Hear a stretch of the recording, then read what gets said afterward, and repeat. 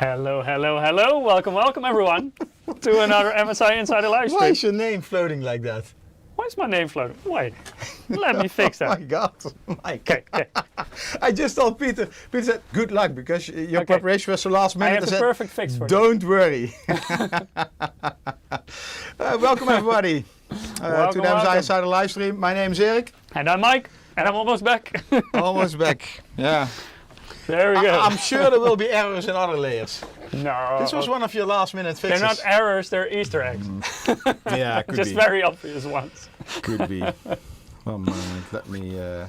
But yeah, cool topic today. Back to motherboards, because we have our X870 and X870E lineup AMD motherboards for still AM5. So same platform, but new generation.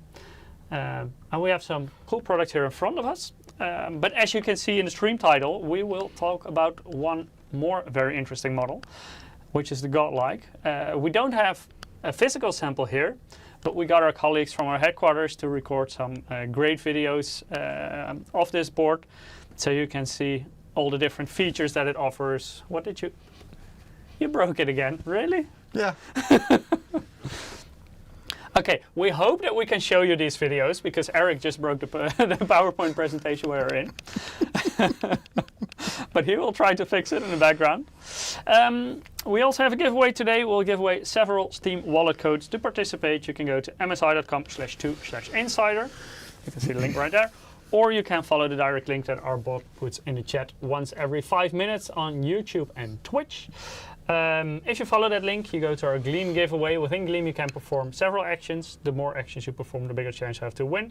And if you're a returning visitor, also make sure to claim your loyalty bonus. Then you will have a slight edge in the giveaway. I get crazy of this flashing page. So we don't have GODLIKE in the studio, because GODLIKE was MP a few days ago, and to ship it to us, it's probably somewhere, you know... From Asia to Europe takes a while. Yeah, so that takes a while. So there was... but we have a lot of interesting info about GODLIKE, and maybe let's have a look at some teaser. Later we're going to go more in detail about GODLIKE. Just a sneak peek. A sneak peek. If Erik doesn't break the PowerPoint. No. That's actually working. Didn't crash. It's good sneak peek, right? Yep. And here all the heatsinks and stuff are still on. We also have videos with everything stripped off. Yeah. So you can see all the nice details that this board has to offer. We'll also talk about some detailed specifications later on. So stay tuned for those. Yeah, you already talked about the giveaway, right? Yes. Okay, because announced. then we just continue. Yeah. So as mentioned, this is still AM5 platform. So you might be wondering what the differences are. Later more about that. But of course also 800 series chipset. Well, it's not a combined launch with the 9000 series Ryzen. It's quite strange. Actually, it was already strange, because the CPU and the chipset was split apart. Yeah, usually but that's then together. the CPU became two things. Yeah. Like for example, when you had the 5000 series that launched together with 500 series chipsets, X870 in that case. Yeah. The 600 series launched together with in the end, it was already a long time announced that they had a short delay. We still don't know what the reason was, but we also Not found... in detail, no. Yeah, but then we also found out that the reviews, the benchmarks, they were all over the place. Yeah, I mean, different media got very different results. This is great, and this sucks, and I don't see any performance. You know, it was really a lot of different opinions. But also different benchmarking results. Yeah, so it was quite strange. Yeah. Now the dust is more or less settled, and yeah, things are popping up. Why this was the case? So one of the things, the TDP, of the 9700X. Was limited to 65 watts. Well, in the last generation, it was 105 watt. Actually, the same for the Ryzen 5. The 7600X also 105 wasn't that much bottlenecked by it. No, because it doesn't really utilize all of the power that it can draw, whereas the Ryzen 7 is capable of drawing quite a bit more. That was than really 65 running watts. into a wall, and now maybe you saw it last week. We released already a BIOS update. Depends a bit on the situation. Do you remember the adhesive code of this? Yeah, 1.2.0.1. Yeah, 0.1. Okay, that's the adhesive code. You can find the press release on the website, and there are already several 600 series boards where you can use this BIOS, which unlocks a 105 TDP power limit for both CPUs, and like we already talked about, the 9700X really benefits from it because, for example, Cinebench Depends here, on the situation though, but what we basically did, we added a toggle and you can switch between 65 watt mode and 105 watt TDP mode. But if you're gaming, you will barely notice a difference because you will not put your CPU on 100% load and 65 it's more watt. for productivity and if you Cinebench, if you run something like that, will so this completely benchmark Cinebench shows you yeah. indeed a 13% free performance. And you can argue, like, was this free because I already paid for it and I expected this kind of performance? Yeah, that can be true. Still, I think it's quite interesting. In fact, Tom has a question. Mike, I have a question. Is it known who won the MSI monitor, or is it still ongoing? I don't know, to be honest, because this is part of our Gamescom giveaway. Yeah. So this, I believe, is also arranged by maybe check later. Yeah, I will check later, but this is probably arranged by our Maybe you already office. open up Gamescom monitor prize giveaway.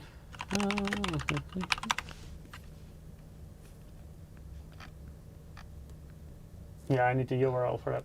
Oh, okay. But yeah, that giveaway is arranged by our colleagues, so I'm not 100%. Oh, so Ian9K is saying they announced it. So who won it? It wasn't The Source or Eric. I always hope. Then it disappears in shipment. I didn't participate, to be honest. Okay, so besides the TDP, and this was a BIOS update from MSI, AMD is going to offer this to all boards in the future Agisa update, and I think this will come later this month or next month. Ooh, that differs per board as well. Yeah, of course, but it won't take long, and then you have all the warranties and stuff, and this will be an option in AMD BIOS. So it is by default the CPU stays the same. It will be 65 watts, so specs of the product don't change, but you will be able to run this under warranty in 105 watt and getting extra performance in several scenarios. One kid was active in the chat. He actually has a good point. You said free performance, but of course it will consume more power. My kid also mentioned power is not for free. So it depends. I have solar. Yeah, then it could be for free. During But it really depends. I game if it during makes the day. But if you... Can we not kick this one kid guy? He said, I'm going to leave, right? Yeah, he was driving home. I think that was like 45 minutes. But basically it depends on what you do, if it makes sense to toggle it or not. So I think it's a good thing that the default TDP is still at 65 watts. Because I think for most people that will be the preferential setting. Absolutely. Because it's very efficient in the 65 watt TDP mode. If you do more productivity workloads, and to be honest, I think a lot of people who do very heavy productivity workloads will probably go for a Ryzen 9. But in case you want to do that on a Ryzen 5 or especially the Ryzen 7, then it makes sense to unlock it to 105 watt TDP. Hellfather on X is saying a free godlike. Yeah, he's trying at least. I wish, yeah. Also, what would be the case if this CPU was by default running on 105 watt, then you would be undervolting it to get it close to 65 watts. There's always something, right? Yeah, and it'll, like, also the setting that we have right now is also something you could do manually. Yeah. What we did in our BIOS is just to make it easier. Just to toggle 105 watt, select it. But you can always increase power limits depending on, of course, what your motherboard, VRM, etc. can do. Yeah. But yeah, 105 watt, all our AM5 motherboards can easily run that, so no worries about that at all.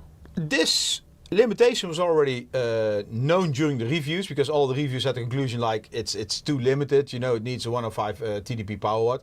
The next thing... But it's kind of, you never do it right, because I remember from the 7000 series, there was the complaint that they were basically pushed over their sweet spot. That's what I'm saying. Yeah. Nobody will ever be happy, it's always how you look at things. So then the complaint was they could have been so much more efficient. And now the complaint is you could have had a little bit more performance. So yeah, in the end it's... Besides that, and this was quite surprising, unexpected, Windows, Microsoft Windows, the 24H2 update, which is coming up in the, I think, probably later this month or next month, October. I'm not sure when it will be released. I think so, yeah.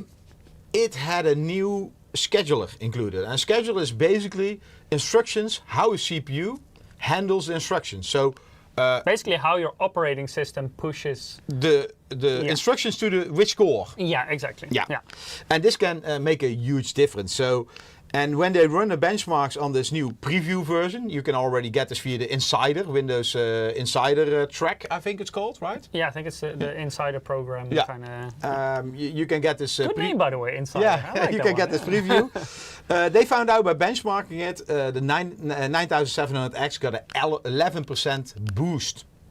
Well, that's a positive thing. The negative thing is people were looking for Zen 5 performance, and the Zen 4, the 7700X, got a 10% boost. So I mean, Zen 5 did not perform a lot better than Zen 4, but both of them get free performance. And you can already install this update. I don't know what KB stands for. Knowledge base?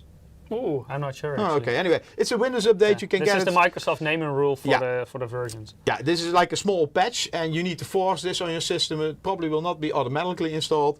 You go to Advanced and Optional Updates, then you can select this and install it. Probably you need to reboot. This means I didn't do this at home yet. Otherwise, and this is also why you get confusing results, because some test with one, some test with the other. So there you will see differences in. There were a lot of rumors like admin mode was important and all that kind of stuff. In the end, I think these two things are important to get maximum performance. Let me see. Horizon says, I wonder how Windows 10 compares to this updated Windows 11.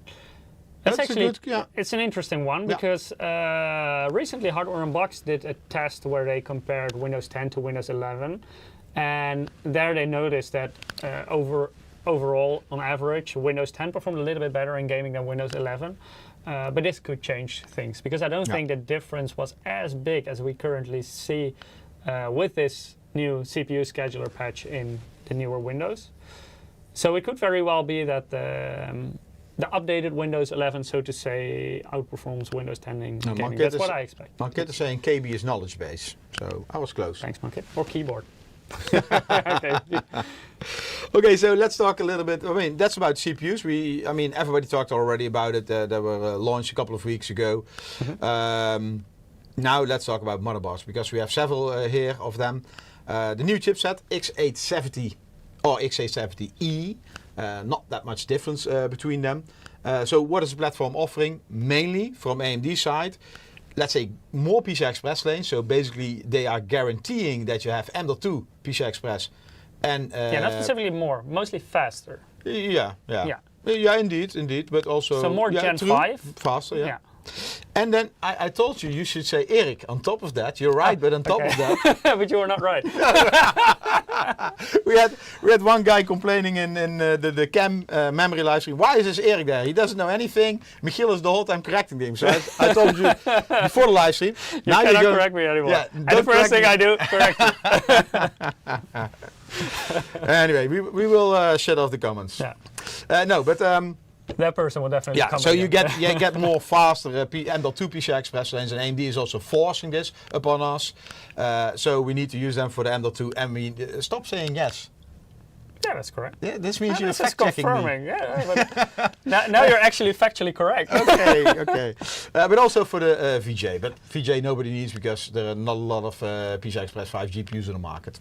At this point, at least. True. Towards the future, that could be different. And from past benchmarks, it probably will not add a lot of bandwidth which you can use and benefits in FPS. But also for now, it depends on how technology develops. Maybe some new technology comes. And if you get like stuff like direct storage and can use that more efficiently, there maybe things change. But at this point, it's definitely correct that for graphics cards, it doesn't really make a difference. You see, Amatia is saying my role is to test how things behave under pressure. And this can also be you, so watch out.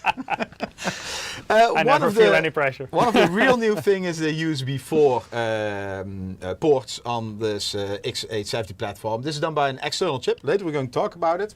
So let's talk a little bit about the chipsets in detail. There is, from chipset side, there is not that much new and that much difference. USB 4, we talked about it. And the rest, it follows the previous generation, more or less. You see the PCI Express Gen 5, M.2 and VJ slots. You have faster USB 4, and for the rest, not much change. So it's more evolution rather than revolution. Yeah. But I mean, still, if you are going to decide on purchasing a motherboard between 600 and 800 series, there are other new features which come onto these boards. Apart from what AMD Yeah. changes, Yeah. we also make changes with newer generations. So we have introduced quite a lot new features with this new motherboard compared to our existing 600 series. But still, for example, if you're fine with the feature set of 600 series board, those are still available. You can definitely get a 600 series board and combine it with a 9000 series CPU. You can also do it the other way around if there are certain features on the 800 series board, but you already have, for example, a Ryzen 9 from the 7000 series, which you're perfectly happy with, then you can also do it the other way And the around. boards are not yet on the market, so wait for pricing. Illusion, yes, we can see your comment, but I didn't read it. Sorry. You know, we have a scroller for all the chat already moved up. Anything you have to add here? No, all good. Yeah. Let's talk about our lineup. I think Godlike, we're going to later talk about that. Looks beautiful in my opinion. Carbon, we destroyed one. Oh, it's still working from Gamescom? I took it apart, so it's is still that working. This one? That's that one. Okay, cool. Tomahawk. By the way, I don't know if it's working because I have. Yeah, I think Ruud tested it. Okay. It is working. And then we have the Pro-P Wi-Fi. So I already saw a question in the chat regarding mini ITX on this platform. Will we have any? Not at this point, but never say never. The thing is always, and that's the discussion with the X series, offer more possibilities in terms of PCI Express lanes compared to the B series. On a mini ITX, you have very limited space. Yeah. So how are you going to utilize everything from an X870E chipset on a mini ITX? What the case in AMD is, maybe we can show that. So we have this board and this board. Maybe you can take out your mobile cam. Yeah, okay. This also works. It works. You have a button. It works? Yeah, it does. It works. It works. There we go. So let's say go here. In the table you see in chipset, second row of the bottom, you see 2 times or 1 time. And this is the trick what AMD is doing. So they have a very smart idea for Can you pronounce what it is, the 2 time and the 1 time? I want to see you struggle with I it. on purposely Avoided that word. This sounds like a name of a new Alien movie. So what's the new Alien movie called? Promontory. Promontory 21. I think that's pretty good. That's pretty good. Yeah. Like Hangar 21. But basically, that's the chipset. What does it mean? That's a good question. Okay, good. It's an AMD code name, but maybe it has secondary meaning. But maybe chat knows. Yeah, it's advanced Where they got English. the name from. Yeah, so they have a smart solution for this. So they have chipsets which offer connectivity. Like this one is offering 6 USB or like PCI, number of PCI Express lanes. If you put 2 of those chipsets on it, you double your connectivity. That's what they're doing. So over here, this is the MAG Tomahawk. Yeah. So which is using the X870. I think we need to. Well, you can see it. Shall I grab it? Yeah. I'm a little bit closer to the camera. Yeah. Okay. So this one only has 1 chipset. There you can see it. Yeah, that's the bottom of the chipset. You see the 4 screws around it to hold the heatsink. Yeah. So here So you this see one has only a 1. single square where the chip is on the other side. Which means it offers basic connectivity. Yeah. And you know, I don't know. So that's X870. And then you have X870E. So in this case, it's the Carbon that you all know from Gamescom. Yeah. When we go to the back here, you can already see more screws because there are 2 chips here. Maybe There, angle yeah. a little bit. Yeah, There like you that. can see it. Yeah. So that's how the chipsets are built up. It's just it's like a chiplet. Yeah, kind of. AMD likes to work in that way. Yeah, They also do it with the CPUs. So why not have 1 with 3? And offer even more connectivity. Technically, it should maybe be AMD possible. is watching, so perhaps next generation. Yeah. But this is what is quite interesting is that this is different compared to the previous generation because, well, actually we also saw it with the previous generation, but there the X series, also X670 non-E, had 2 of these chips. Yeah. And B650 had 1 of these chips. Now X870 without the E is 1 chip, like B650 in the previous generation, and X870E consists out of 2 chips, like X670 and X670E in the previous generation. So this also means that technically X870 is a cheaper variant because you have only one chipset, which also means you have less connectivity, means you have less connectors, a lower cost price. Yeah. So from that perspective, yes, but not necessarily because of the updated features. Oh, of course. I mean, because for example, the X870 offers USB 4, what the 600 series don't. Yeah. So yeah, it's just dividing cost differently. But basically, X870E is the highest end option in any regard. Yeah. For X870 compared to X670 or X670E, it depends on what you value more. Do you want faster connectivity? Then the newer generation will be faster. You have the newer USB. Do you need more PCI Express lanes? There you can benefit from the dual chip solution that you find on X670 or X670E. Yeah. So it all depends on what you want exactly. Yeah. Where's the MSI Ace X870? Well, not here. Giga RAM. Not yet. Not at this point, but never say never. Any Project Zero versions? Also not at this point. I mean, we're still in the early stage of this new platform. So we here have something to offer, like, I don't want to say complete lineup, but you know, in each price segment, we have a board. And look, your hand was on my side. Yeah, looks interesting. It's not the first time. Keep your hand to your own side. Okay. Yeah. What's the weight of that motherboard? Well, 3, 2? The weight is heavy. That one is yeah, more this one's heavy. quite heavy. Yeah. 2 chipsets. This one only has 1 chipset. Yeah, very heavy chips. Yeah. Let's talk a little bit about features, Mike. Yeah. I just wanted to add one more thing because what we also do, we have, of course, limited R&D resources, so research and development. That means we have to make choices, what we can make, but also what we make first. What's the first priority? Yeah. Indeed, yeah. This doesn't mean that we will not have any more X870 or X870E boards in the future.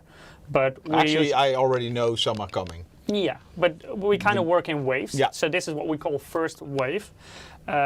Those are usually our highest priority motherboards.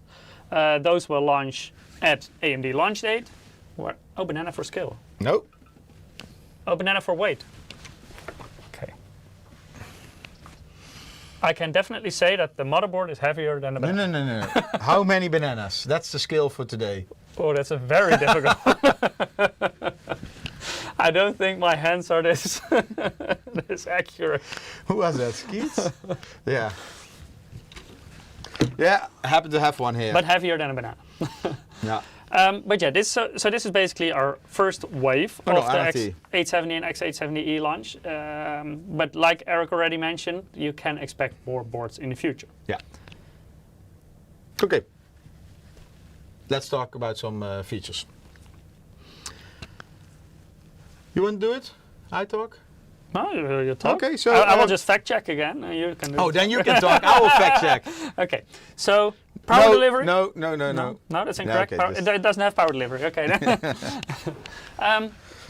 Power delivery is also, of course, something that can be upgraded throughout the generations. That happens on certain models, also with the 800 series. Basically, nowadays, I would say the VRM of motherboards is sometimes a little bit overspec'd. Yeah, and not sometimes, most times. Depends, like especially on AMD, we nowadays put very strong VRM systems on both our Intel and AMD boards, but you see that even a Ryzen 9 under full load doesn't draw that much power. So basically they're overspec'd. Does it make it useless? Depends on what you do. If you only run a CPU in stock, yes. Who's to blame? The media. Yeah. I think at a certain point... You know how this happens in the past? Some media are doing unrealistic tests, which basically means you take a very high-end CPU, which draws a lot of power, and you put it on your cheap, most entry-level mainboard you can find. Yeah, so basically you grab an A620 motherboard and you take the highest end Ryzen 9 CPU. And then they're saying, hey, it's not working stable. I mean, or it's throttling, so performance going up and down because of thermal limitation. Yes, that's true in some boards. So if you get criticized for that, then people are, and this is not only MSI, I believe all mainboard vendors are now it's kind of like putting a Ferrari engine in a Fiat 500. Yeah. So it's a strange combination to make, and technically it's possible. It's an AM5 CPU. You have BIOS support on an A620 motherboard for a Ryzen 9. Yeah. But that doesn't make it a combination that makes sense. Yes. Yeah. But yeah, it doesn't automatically make it a logical combination to make. But it is something that got tested this way by several media. And basically, what it cost is that the VRMs were up-spec'd. And by all the vendors. So basically, because if you buy like a Ryzen 5, you don't need that high VRM. If you don't, if you're not going to do stupid stuff. And that's also the downside, because now so many boards are over-spec'd in terms of VRM. Yeah, which also costing a lot. Yeah, so it costs a lot of money, and not everyone needs it. But now even the most entry-level board, so to say, that we have here currently from our Pro series, that one is already. It can easily run an overclocked Ryzen 9 CPU. It probably can run 2 CPUs. Yeah, almost. So EN9K is having something interesting. If it's not on the support list, it should work, which is correct. The problem is, I mean, Michiel and me, we talked about it in the past. When do you put it on the support list? If you have BIOS support, if it can run? If it can run. A boot, maybe? If it can run at its highest settings, if it can run in general, it's a very difficult one. Yeah. Should we then not support a Ryzen 9 CPU on A620, even though you technically can, and if you use certain power limits, you definitely can? That's the other side of the medal. If we leave out CPUs, people say, what?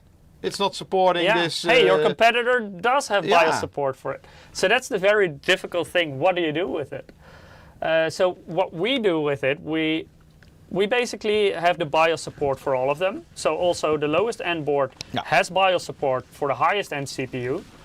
I don't think it's a logical combination to make, but if you want to make it, you can. And of course, you can always play manually with power settings, because if you want to run a high-end CPU in a smaller system, for example, and you have limited airflow and you power limit it, then the CPU will not draw as much power as it normally would on another board with a different VRM and a system with a lot of airflow. We should create a board with half of the power delivery for half of the price for half of the CPU support. And call it 0.5. Yeah, the 0.5 edition. Ryzen says put enough fans on the VRM and you're good to go. Nah, it doesn't work like that. It's not only about temperature. Yeah. It's about stability. It's about having a clear signal. So quality is an issue. And also efficiency. Like if you have more entry-level power stages and you put them under high load, you can of course cool them with fans, but still they will not be as efficient as what you will see with a higher end power stage. Yeah.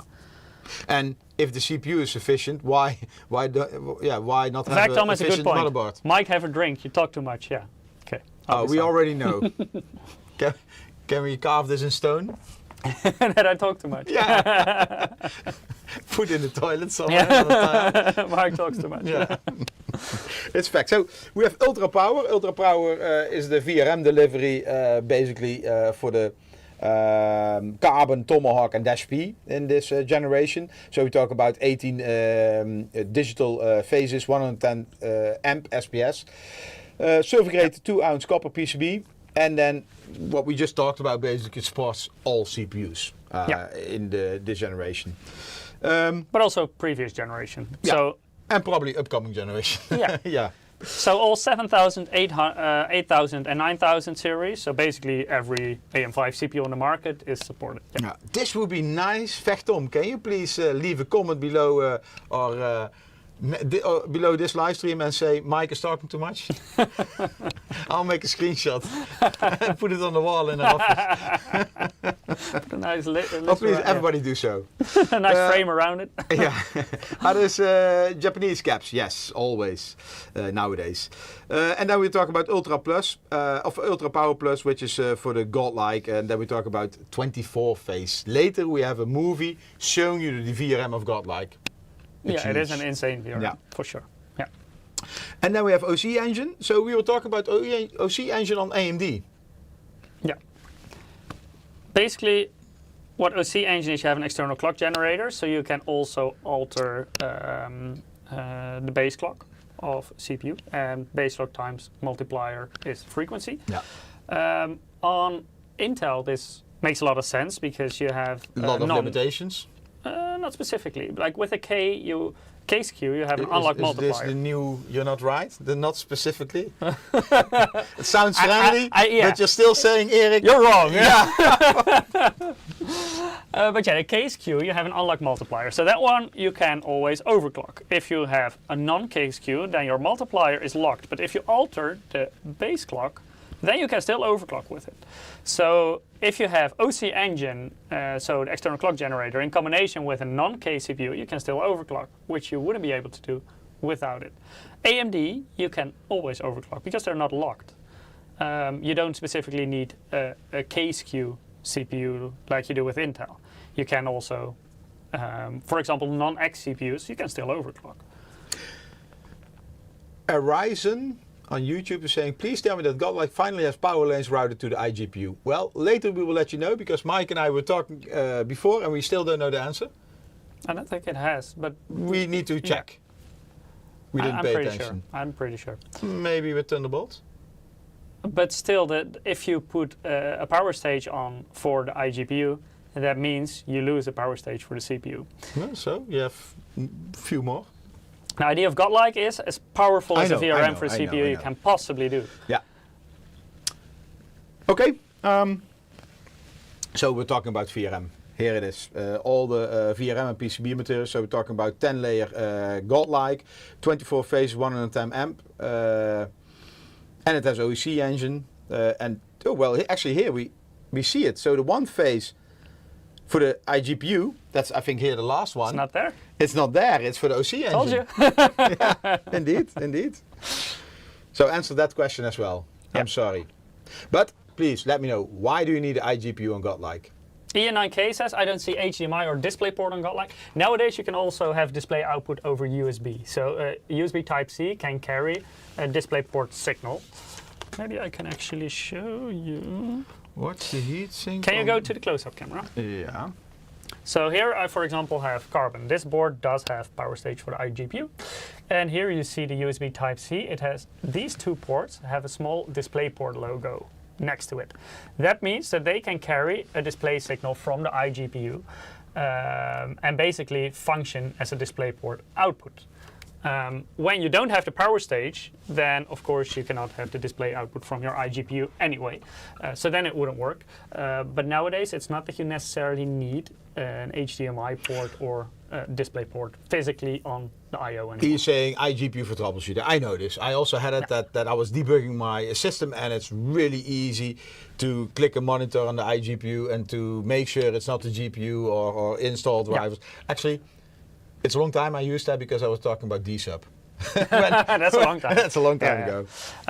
Yeah, for debugging, indeed you cannot use it, so you would have to use a different graphics card to debug with. Yeah. But the thing with Godlike is, and you will see that later on in the video, the PCB in that area is kind of full because it's completely filled up with all the power stages for the CPU because you have 24 in total. Anything you want to add on this, Mike? No, well basically this is where we talked about earlier. You can see that even the most entry-level Pro board from, well, entry-level for this generation already has 1460 amp smart power stages. So that's already a very high-end VRM design for a motherboard in that price category. I'm not mentioning prices yet, but I can already tell you that that's relatively high spec. I'm going to do the giveaway, but I need to log in on Gleam. But that does mean that even on the cheapest board that we talk about today, you can easily run the highest end CPU. That's the positive thing. But it does make the cheaper boards more expensive, relatively. Mike, you talk a lot, so you do the blah blah for the giveaway. Okay. I'm doing the lucky draw. If you haven't participated yet, go to msi.com/2/insider, or if you're watching on Twitch or YouTube, you can also follow the direct link to our bot. What if I record you? Then we can just push a button and... Yeah, then I don't have to repeat the same story all the time. That will be helpful. Yeah. So But yeah, you can also follow the direct link in YouTube or Twitch. That will lead you to Gleam. Within Gleam, you can perform certain actions. The more you perform, the bigger chance you'll have to win. And make sure to claim your loyalty bonus if you're a returning visitor. And then hopefully, Eric has our first winner for today. Of Yeah, I have the first winner, but hopefully I know how to pronounce it. Dainixk. Congratulations, Dainisk. Yeah. You won a Steam Wallet code. Yeah. And like what Mike said. Yeah, participate if you haven't done so yet. Then, Overclocking stuff. yeah, so Game Boost. I think we actually, most of these we already touched 2, 3, 4 weeks ago. Yeah, we already. Yeah, most of it we talked about BIOS, actually when the 9000 series launched. Yeah, we talked about this. So basically, if you want to know more about this, check out that live stream. Check out that one live together stream, with indeed. Roots, right? Yeah. Where were you? Where was I? I don't remember. I was gone for something. I was at the marketing event. Yeah. You were in Germany. I was in Germany. Yeah, okay. So cooling, also very important. Later we'll talk about cooling in Godlike because that's a little bit different. A little bit. This is about, we call that Frozergaard. We talk about the extended heat sinks. Mike, maybe you can show that. Well, I think this one you can Yeah, there you can see it. perfectly see the extended heat sink. Yeah. So basically, with extended heatsink, the heatsink stretches all the way over the I/O ports. So that gives you a bigger surface area and better heat dissipation of the power stages. Yeah, and large heat sinks. You can also show that on that one. The chipset is very small. Yeah. And the heat sink. Actually, you don't see that. I mean, this one only has one chipset. It's still This one too. big. Yeah, that one as well. Yeah. And this one has 2 chipsets and it's huge. Yeah. So you can see a lot more cooling in general on that board. Of course, higher end motherboard. Heat pipes. That's for is for specific carbon. models. So Carbon, for example, has it. Let's see if we can. It's a That's little very bit difficult to show. Maybe we can see it somewhere here in between there. Very small glimpse. Yeah, you see like the light reflecting. Do we have another way where we can? Bro, please potentially- tell me how May time to launch set Let me 890. see. Wow, they There will you launch see it. soon. There you see the end of the heat. Are those PCI slots? I hope not. Where did you see PCI slots?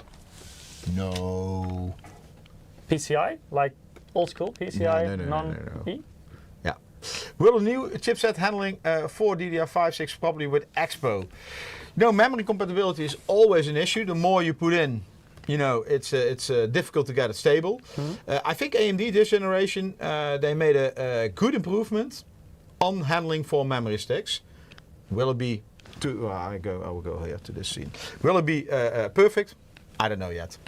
It all depends on what you want to do with it. Do you want to do a lot of content creation? Do you need a ton of memory? For example, So speed is not that important, but Yeah. it's about size. Indeed, if you want to do video editing, stuff like that, that can consume a lot of memory.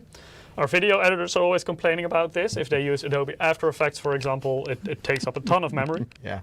If you do that, then you probably want to use 4 sticks. Just stick as much memory in there as you can. Then it's also not about speed. It's Then just, it's not about speed, because if you use 4DIMM, you will have to use a lower speed than you would with 2. And that has to do with the memory topology on the motherboard, but also the load on the memory controller in the We CPU. explained when we had the CCAM live stream, we explained why that happens indeed. Yeah, so there indeed you can find some more details. If you're mostly gaming, 3 weeks ago. then usually I would advise go for 2 DIMMs, because you will have higher memory frequencies, you can do tighter timings, and you will get better gaming performance, and games don't utilize that much memory anyway. No. What we also do on the motherboard is that we have some MOSFET pads on the chokes. Can you show that? I don't know which one can show. MOSFET pads on the chokes. Thermal pads. Thermal pads. What did they say? MOSFET pads. Yeah. It says We here, also have MOSFET pads. I was reading. We also have MOSFET pads, and we have choke Yeah. pads. Yeah. Can you take this one? Here This is maybe a here hard to it's see. not visible. And here it's also not visible. That's Do the I have a best one. screwdriver nearby? Yeah, better not. Why not? We already just opened show. one. We Yeah, but we are running out of I time. can show you. No, that one is better. Are you sure? Yeah, that's the best one. I checked them all. Okay. basically here you see the row of chokes. You take your mobile phone. Yeah. Is that an option? Yeah, it is. Hope it works. So probably you're familiar with thermal pads on the power stages. The power stages are further back behind in the, underneath the heatsink. Here you see the chokes, and now there is also a thermal pad. It's basically impossible to see, but in between the heatsink and the chokes. And that's not necessarily because the chokes themselves produce a lot of heat, but the power stages do, and that also spreads to the chokes. So by again increasing surface area, you get more efficient heat dissipation of the whole VRM area to the VRM heatsink. So basically what happens is that the power stages also heat up the chokes, and that way with an extra thermal pad for the chokes, they can also get rid of their heat to the VRM heatsink. And then we have a small heatsink on the USB 4 chip. That's, I think, here visible. Yeah, there you can see. No, it's all that. Yeah. So this is another heatsink, and this is where the USB 4 chip is located. So you can see the thermal pad underneath as well. You see that on the back side? I think that's difficult to see. A lot of capacitors over there. But that's a separate heatsink. Yeah. You can see the fins in between. So you can see it maybe here better. Yeah. So the boards, they have an extra heatsink on the USB 4 chip. I don't have any details, how much power it's drawing, what the heat is. I asked for it, but everybody's too busy. Ruud actually is at this moment in Taiwan. Yeah. Talking about these new generations. Now we can get more details about this for future live streams. We also asked Ruud a lot of questions, but jet lag. Yeah. Fell asleep. Yeah, indeed. Let's talk about the pin headers on the main board. So one thing changed. Basically, the combo fan. That is something. It's not new. It's just a different name for a connector we already had, because it's basically the pump fan and the system fan combined. Yeah. You see over there also the overview with how many they have, and I think with, for example, GODLIKE, 7 system fans, you have way more than enough. Well, this one, the 3 amp one, is mostly interesting if you use a splitter cable and you want to hang a bunch of fans on them simultaneously and run them off the same header. Yeah. With the regular system fan header, you only have 1 amp available. With the CPU fan header, you have 2 amp available, and with the combo fan header, you even have 3 amp available. So basically, you can just have more fans running simultaneously off of the same header.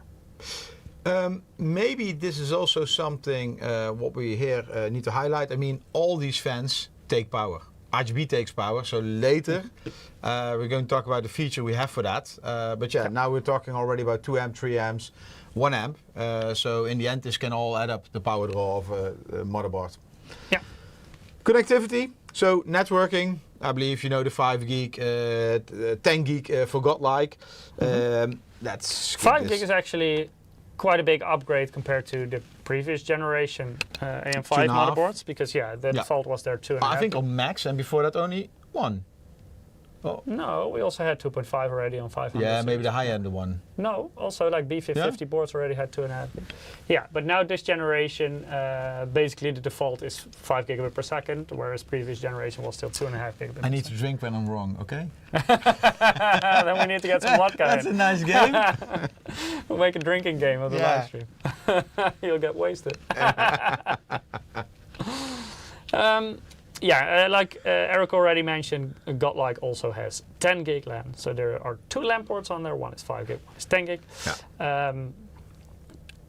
Carbon actually also has 2 LAN ports, but that one has 2.5 gig and 5 gig.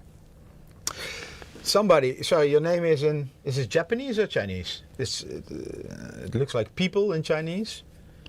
Anyway, what if all the 3 types of fan headers used simultaneously total 6 foot? Well, I go 1 back, or it's 2. Then you're talking about 6 amp, which is a lot of power. Yeah, and depending on the fans you use, you can usually use a lot of fans on that. But that means that if you use splitter cables and you maybe want to power like 3 fans in the front, 3 fans in the top simultaneously, don't use your regular system fan header. Use the like basically the gray marked one. Yeah. Because that one offers more power.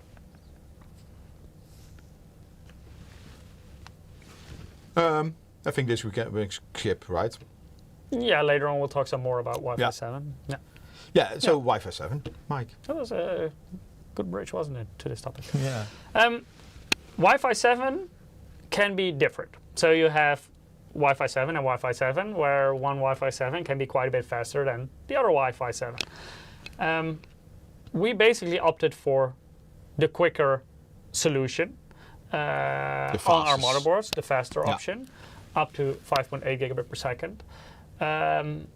That doesn't always mean that you can use this, because this also depends on the network equipment that you use. So if you use network equipment that cannot do these very high speeds, then of course you will not benefit from it. But at least all the motherboards are prepared for those higher bandwidth. And it's more like Wi-Fi 6E plus. Yeah, you still do get some additional features indeed. That's the plus part then. Yeah. But in terms of bandwidth, if you use the more entry-level Wi-Fi 7, so to say, then in terms of speed it will be comparable to Wi-Fi 6E, for example.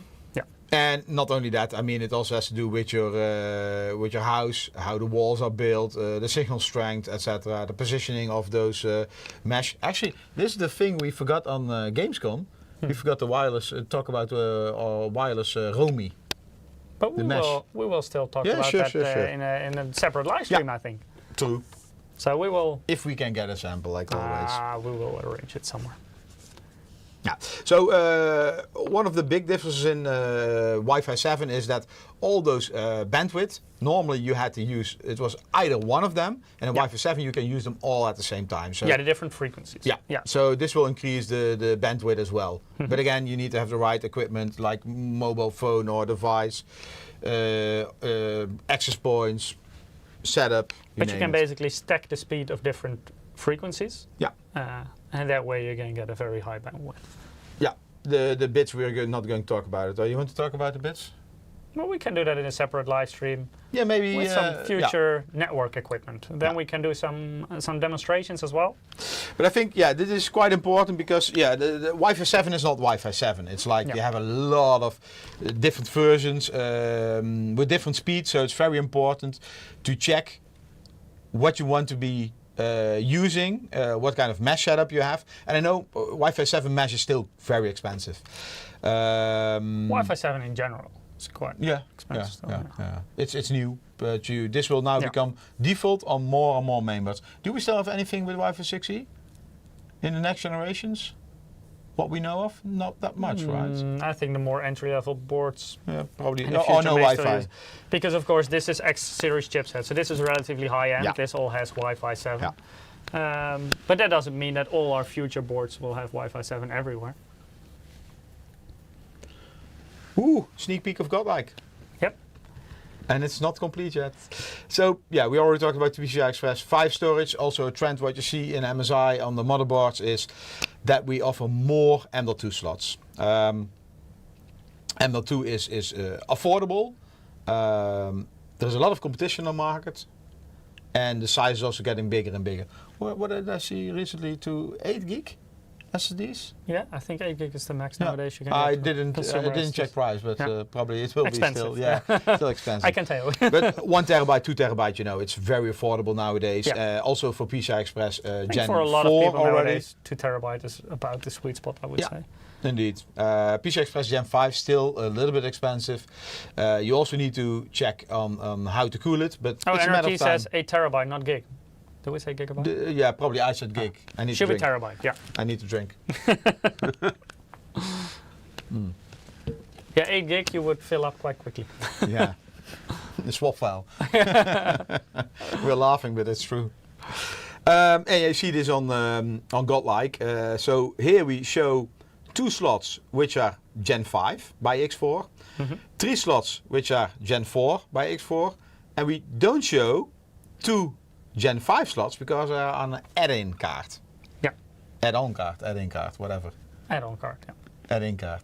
You add it in, the slots. You add it on. But on the motherboard. Yeah, okay. Anyway, we will show you that later. And actually, we already showed you this during our CES live stream. Yes, we did. Yeah. We did talk about that. It's the one with that the card. sliders. Yeah. Oh, For, Computex. maybe Computex Yeah, livestream. not CS, Computex. So. No, I'm not going to do that. Yeah, so I'm getting old, Mike. So carbon, we have 4 slots in total, Tomahawk as well, and X870-P, we have 3 slots on the board. So yeah, I would say more than enough. See, complain in the chat about the number of SATA ports nowadays.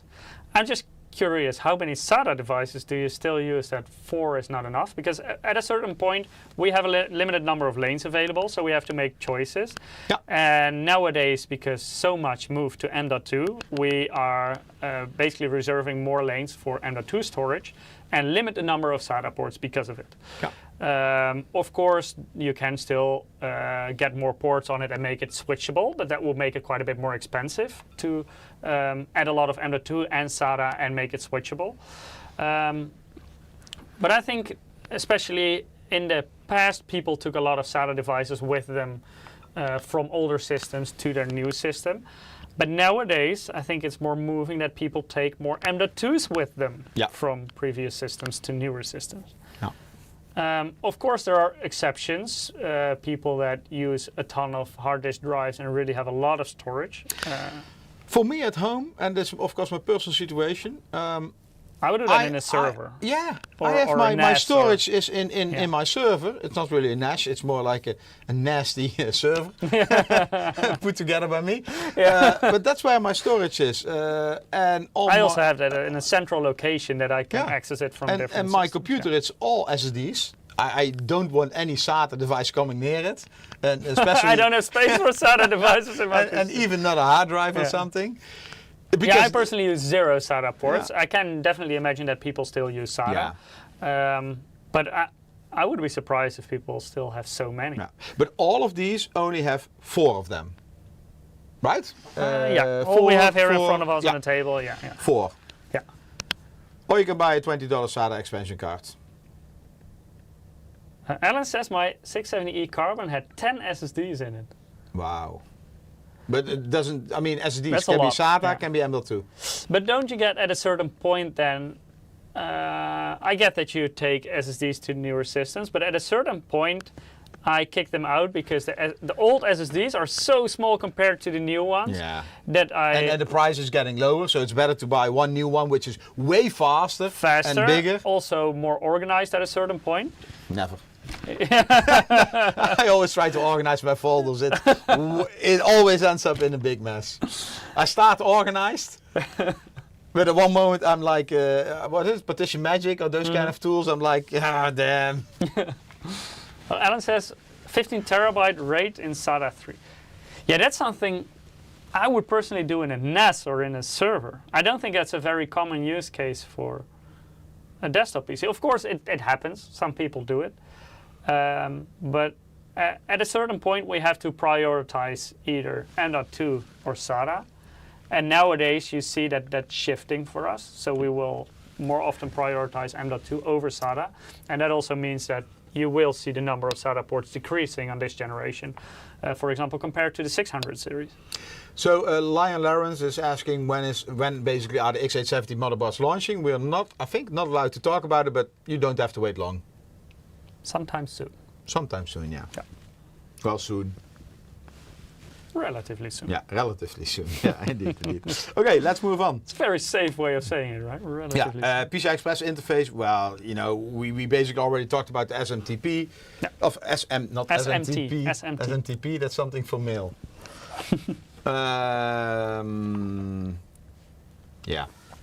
You basically can touch the PCB. So the only thing you can always touch it, but now it doesn't. No, now it doesn't bite. The only thing actually is the 24 pins. Yeah. Which still bites. What is this? Can you show the close-up cam? Then we can show. Maybe the webcam. That's better. Yeah, that also works. Because then when people see blood when you touch. Can you switch to the right side? Oh, sorry. Yeah. Mobile. So this is what you probably know, and this, well, that's the surface memory. console. Yeah. So there you don't see pins on the back, but there are 24 pin. Ah. PCI Express here. I would say, oh sorry. Yeah, the PCI Express is now, all of them are also over here.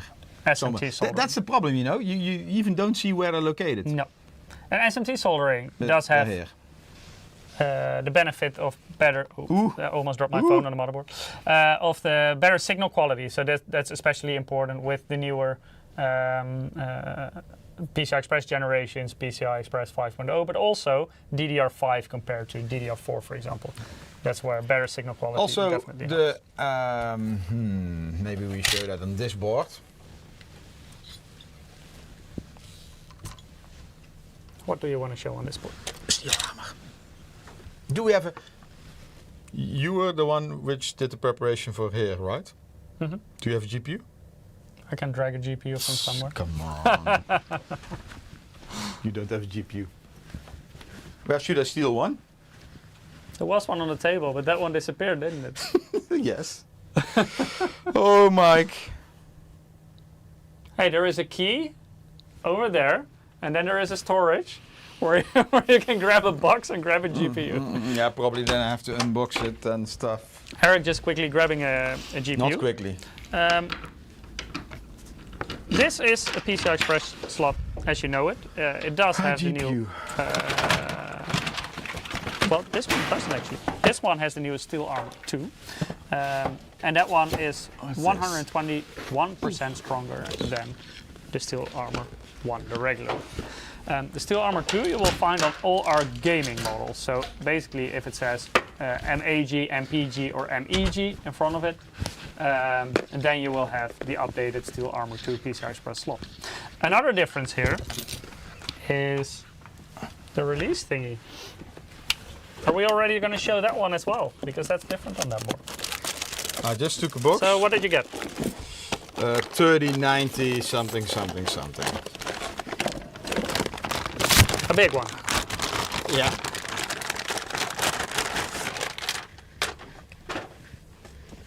Oh, I need to... Yeah. You're going to demonstrate something. So I'm curious to see what. Yeah, okay. So my idea was to... it's like... By the way, this is our... we didn't kill him on purpose, but we needed a keychain. Shall I explain why? Yeah, you can explain. Yeah, so maybe we show it. So these are the keys of our video room or live stream room and our storage cabinet. The problem was sometimes we needed to go into this room and it was always like, who has the keys? And then somebody, damn, at home, you know, they still had the key in their pocket. So we put a big locky on here. No naming and shaming? No naming and shaming. Multiple people, I believe. Not me.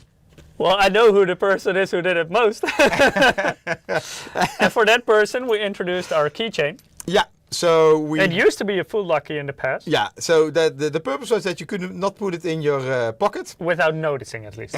You can still put it in your pocket, but now you. It wouldn't fit. Yeah. And then somehow it got decapitated. This is some serious behind-the-scenes stuff. Do you like the nose ring? Yeah. Yeah. Anyway. And ever since, no one accidentally took those keys home anymore. It's so not that's possible anymore. It's not possible anymore. So I actually. So let's go over here. We also have Steel Armor too, which is Mike. You're a little bit too quick. Okay, I'm going back. I just explained the Steel Armor too. You already? I already explained it. It took so long to grab a graphics card that I already explained it. Yeah, there was a lot of stuff I needed to sort out. In anyway, so basically. This is okay. This motherboard doesn't have heavy? Steel Armor 2, by the way. Ooh, I think the VJ. You know that, right? No. Only the gaming models have. Okay, so this is still the regular Steel Armor. Okay, then we leave this for a later demonstration. Yeah. We move on. Hey. Perfect timing. For a giveaway. Yeah, for a giveaway. Nice. Shall I repeat my tape again? Yeah, if you can. If you haven't participated yet, go to msi.com/2/insider, or if you're watching on YouTube or Twitch, you can also follow the direct link that our bot puts in the chat once every 5 minutes. You also need to maybe say like and subscribe and leave a comment that you talk too much. I hate it when influencers do that. The like and subscribe and... I can do that. What? How You're going to cause so many dislikes because of this. No, when people ask me to like a video, that's when I press the dislike button. I'm not going to ask them, I'm going to force them. You're going to make it even worse. Okay. So Hey. we're not going to ask you to like and subscribe. Only like it if you actually like Yeah. it. And if we're you only dislike going- Eric, we're then only of going course to you ask can dislike to it as well. comment if Mike talks too much. You see, Daniel already disliked you. But he's still here. Yeah. And Yeah. only subscribe if you're interested in the content. Otherwise, don't, because then we will flood your Hey, timeline with it. one with the loyalty bonus is somebody from Japan. I mean, we can translate this. No, just practice your Japanese No, pronunciation. no. Konnichiwa. That's probably all the Japanese you know, right? Yeah. I'll put this in Google Translate to see if it's a name. Kamikaze is also a Japanese word, isn't it? King Jai Fei. Sushi is a Japanese word. King Jai Fei? Congratulations, you also won a Steam Wallet Yeah, code. maybe it's the person. Oh, just NRT has a asking good one. questions. Arigato. What's that? Arigato is also hello, right? Okay. Yep. I believe at least it is. And we're off again. But my Japanese is also a bit rusty. Oh, we're going to talk about USB 4. Your favorite topic? No, not really. No? So we already talked about the heatsink. So all are using the ASMedia chip, which is an external chip on the PCB. And it's 4242. yeah, it's on the bottom, Mike. Oh. ASM Oh, you put it on there. 4242. Well, Good job. I put it on there just as a reminder that it also got Thunderbolt certification. The Yeah. problem is we still don't know what it means.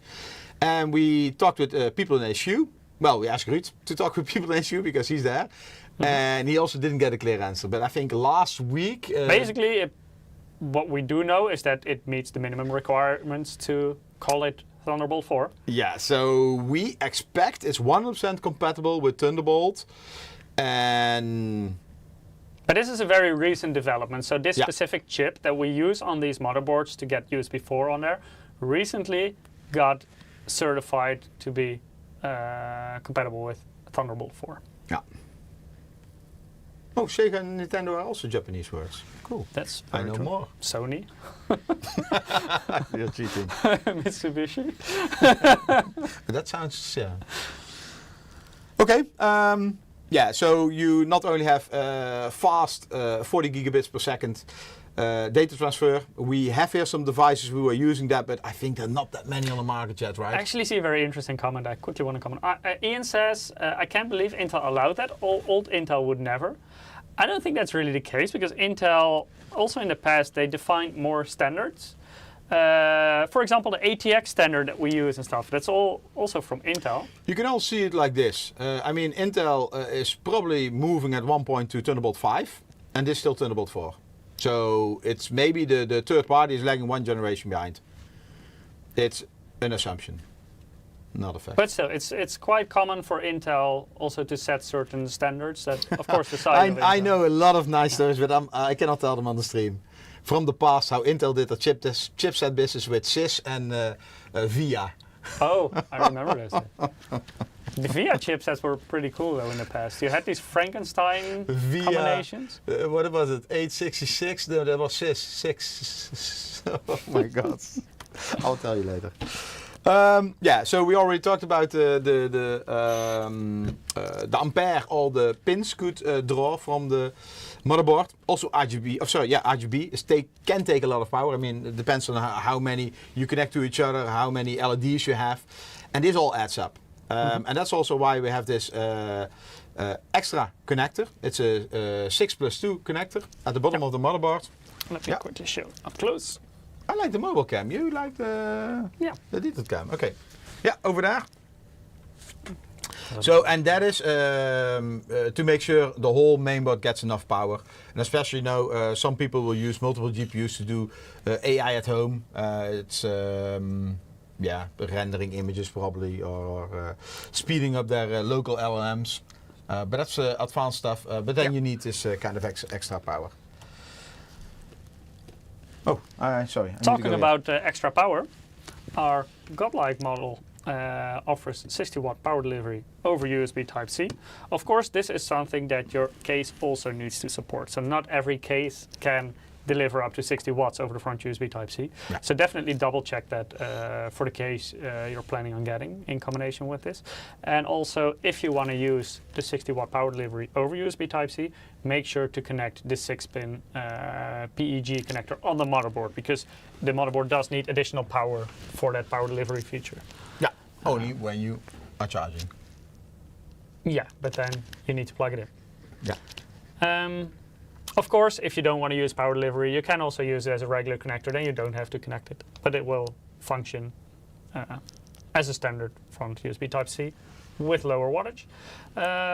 Power delivery is also available on the other gaming models, so in this case Carbon and Tomahawk, but they are limited to 27 watts, and for that they also don't need this separate 6-pin power connector. Actually, I think 27 watts for a lot of mobile devices, that is still a lot. That's still enough, because Not anymore if you want to quick charge stuff. yeah, but iPhone I think is still at this Yeah, level. iPhone, but the rest of the world That's moved on. like Yeah. 50% of the market. Samsung not also 50. not that. Samsung can do pretty fast with the modern devices. I think it's mostly Apple and Google that are relatively Google, slow. Yeah. Samsung S24, PD or charging. I think my assistant is still sleeping. Oh. Okay. Wake up. We continue. And in MSI Center you Samsung see. is 45 watt, Ian says. Okay, well that's. But that already exceeds the 27 watt. But so it's you still can, below the 60 watt.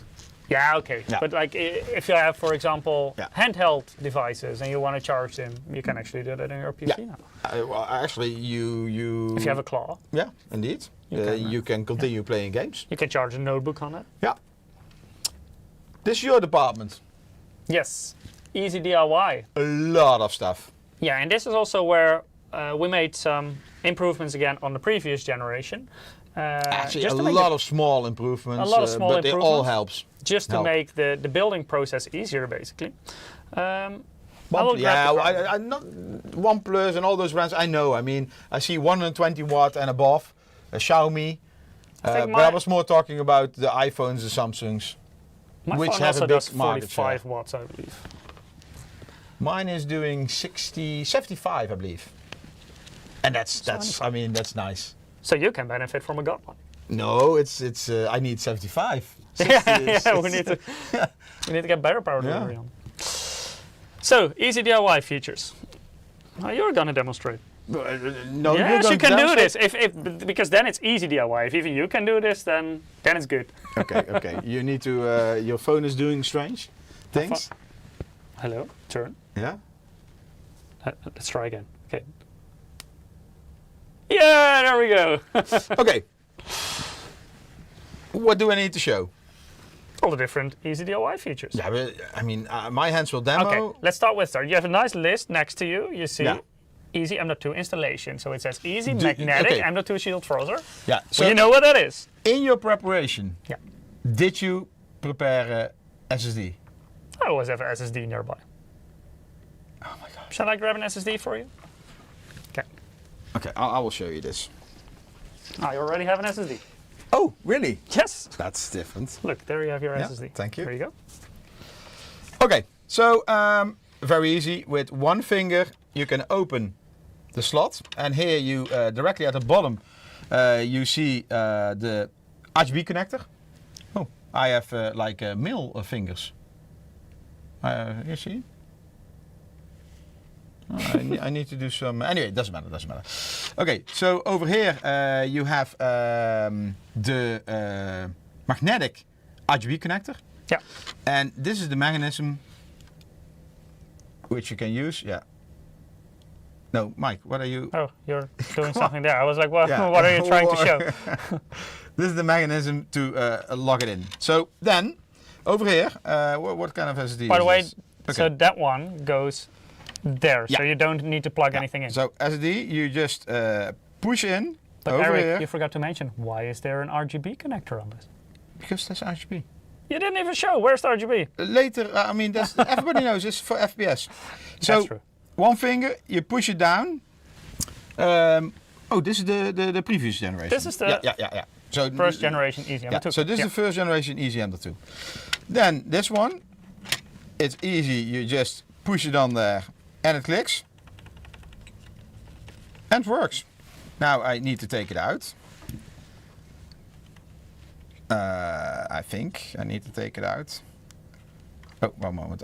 Shall I open this one first? Yeah, you can open it. So this one Because also. now that one also has Yeah. easy release. I need to. Easy M.2 shield frozen. And this is why we made it simpler. Yeah. Okay. So over here. Okay. I take this one, the bottom one. You can already see that it's a little bit different. Yeah. Push it in. That's it. And if you want to take it out, you just push it forward. And it is a dual-sided M.2 shield frozen, so Yeah, it so may it's- stick to the thermal pad. sticks a little bit. Yeah. So that's all. Easy. So that's easy M.2. 2, right? Mm-hmm. So we have easy M.2, the clip. Is it clear enough, Mike? I think that's quite clear. Yeah. NRT says it looks way better than the old system. Yeah. Yeah, it is a bit easier again. One moment. Alan says, is that the same carbon Eric mangled the thermal pad on? Yes, it's the same one. No, I don't He was hungry, I so don't he took a remember bite. anything. Okay, next one, easy GPU installation. I'm going to show you two different things. So first over here, you have a button, which means you can lock it. And over here, Mike. Maybe you can show the little window. Oh, yeah, well, you need to, shall I hold it up? Oh, it works, but you need to press it. And then you see unlocked in the little Unlocked, window. unlocked. And what So now happens? it's unlocked.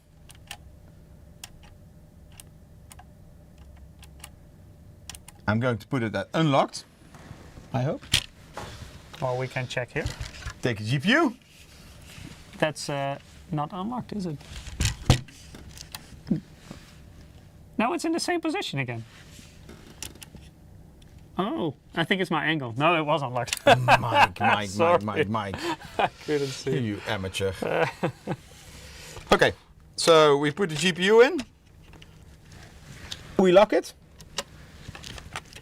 Oh, That's well locked. sorry. Did I put it in correctly? Yeah, that's better. We lock it. Don't break it, don't break it. So never pick your motherboard up by, by your graphics card. This is just for science. Yeah, this is just This for is not the recommended way to do it. And like this, Just you to know, clarify. the mainboard doesn't lock anymore. That's it. Clear enough? Yeah. So what is easy? PCI Express clip 2. We already did a mic right here. No. That? Easy PCI Express clip 2. That's where we are. Wait, show the face. Where are we? Easy PCI Express I'm going to show this. clip 2. Yeah, I already showed that to the No, people. no. This is the easy Oh, I see. PCI Express release. No. Here, look at the M.2 clip 2. We already showed. Yeah, M.2, but now I'm talking about PCI Express clip 2. Oh, that one. Then I need a different board, Mike. Yes, you do need a different board. Where is it? Mobile cam. Yeah. So we're going to take this You board. drop the motherboard on the... Mike, nobody cares. Okay, there we go. Nobody's watching. Okay, so over here, this is one of our pro boards. You know who the reason is that we had to implement this stuff, right? Shall I demonstrate my old way? No, not with these samples. They're not mine. Take a very old They're motherboard not to mine. do it. One moment. Do we have an older motherboard there before you damage these? No. I will show the people how it's done. You know, old school. Also, don't try this at home. So, in the past, this is my easy GPU removal tool. It looks like a screwdriver, I know. This is the step your motherboard to death tool. Well, it happens sometimes. But each tool has its flaw, right? So, I put it in like this. Oh. And then there And is then- a big CPU cooler here, so you Yeah. cannot reach the thing. Yeah. So, you know, it was like, and it was dark in your case. So I just, you know, take my screwdriver And I was always trying to do something like this, and at one moment I had like, hey, that's it. That's how I did it in the past. But Yeah. now... And to avoid all the RMAs that people are causing because of your bad advice, Don't do this at home. Don't do this at home. that's why the clip is now bigger, Enlarged, so you yeah. can easily reach it with your finger. Yeah. So it's like this, and then you can take it out. Did you actually scratch the back plate? Yeah, I didn't know. No. Are you sure? Yeah. Okay, good. Phew. Oh, that's Peter's sample, so then we're in 5. But yeah, let me show it up close. So that way you can easily find it and press it. Yeah. Oh, damn it. Now he's destroying the table. Like he just dragged the motherboard. This is new. Yeah, it was new until until you dragged the motherboard over it. Not the full motherboard has SMT soldering. You know that? No, you told me about SMT soldering. So this is our Tomahawk board, and it also has the same easy release button. Okay, so Mike, let me check what we else have. I mean, unlock, we showed slots, we showed easy clip too. Oh, here we go for this slide. Damn it! Our new desk mouse pad is already damaged. Why is something always damaged when you had a live stream? You asked me to show stuff. I could have held a mobile phone. That's probably the safer way now. But then you will break my mobile phone. But we still need to make all the 800 series motherboards. Yeah, you're not gonna fix that. Okay, back to our easy DIY features, because we also have a smart button you want on to show our that? yes, on our MPG and MEG models. So here you see 3 buttons. One is the flash BIOS button. So that's the one right there. Then you have the clear CMOS button, that's that one. And then you have the smart button, and that's this one. And a smart button, you can basically you define what it does in the BIOS. So you can use this as a reset button. You can use this to switch on your RGB lighting, stuff like that. So that's something you can specifically define for where you want to use it for. This is really specifically a feature for MPG and MEG. So this is not something you will find on MAG. Let me quickly show you Tomahawk. What you do see here is the clear CMOS and the flash BIOS button here. But it's there in a little bit more simplistic way. And that's also the way you will find it, for example, in the Pro series.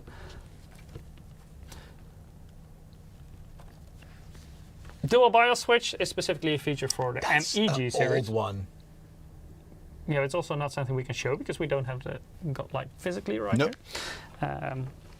On the GODLIKE in the carbon, I so think all MPG these features people know, right? I think so. Maybe some people don't know the LED switch because there is. That's a useful feature. Yeah, on If you MEG want and MPG lower boards, you can switch. FPS, you use a switch. Yeah, you just switch off your RGB and you lose 100 FPS. That's basically what it does. Yeah. Okay, this is a marketing lie because our desk is scratched. Well, you didn't try to install it in the case with one. Yeah, that's true. That's true. You were dragging it over the table with one. Yeah. No, well, it's right. I mean, the I/O shield, the pre-installed I/O shield is very useful because in the past it was always a nightmare to get it into the right position in the case. And also backplate design, that's on GODLIKE. So that's why this one still scratches. Easy mounting, we can also show that. Yeah. That's the backplate for GODLIKE. So again, a little bit more teaser for GODLIKE. Later more. Not that much. It's a full backplate over the whole board. Yeah, indeed. So these are the easy mounting features, items. Very small. Nobody will notice. Can you maybe show the back of the PCB? Yeah. Sure. Thank you. There you see them. Yeah, that's just keep out zone that it doesn't collide with other components. Yeah. Also double ESD. So you don't get any electrostatic problems. Double ESD protection, and we have keep out zones.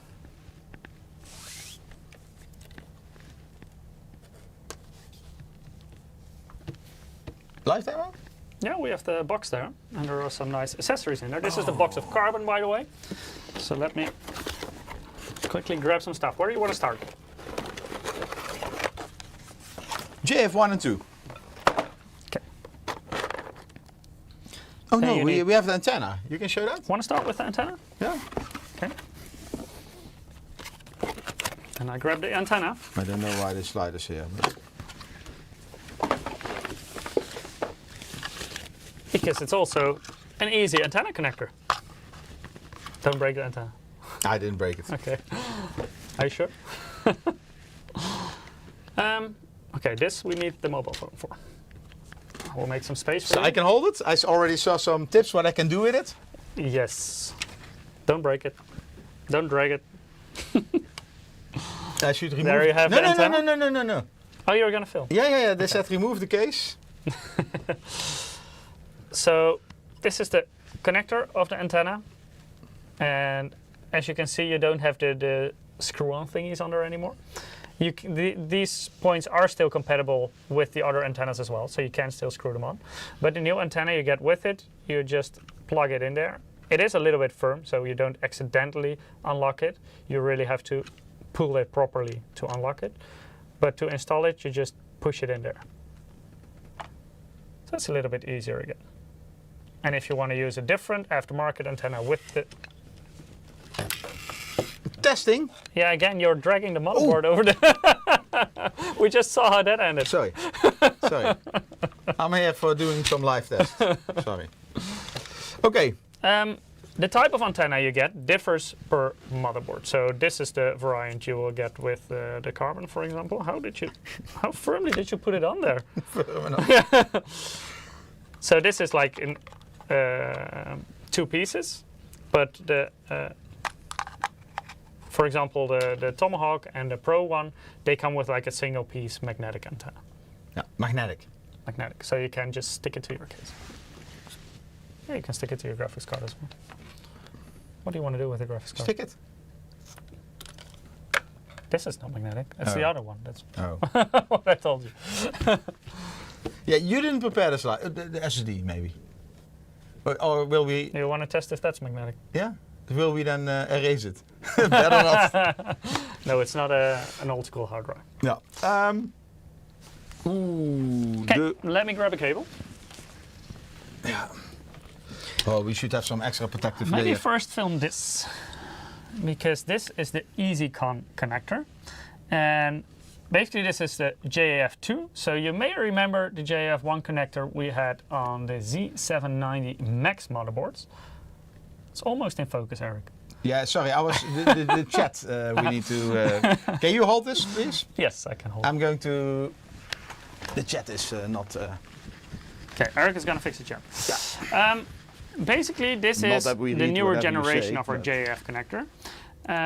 And this specific one you will find on the MPG series and the MEG as well. I believe the other ones are the Gen 1. And basically the difference is that with the JF2, the second Gen 1, you have 3 connectors. And let me take this off. Here you see the fan, the 4-pin PWM connector. This is the 3-pin addressable RGB connector.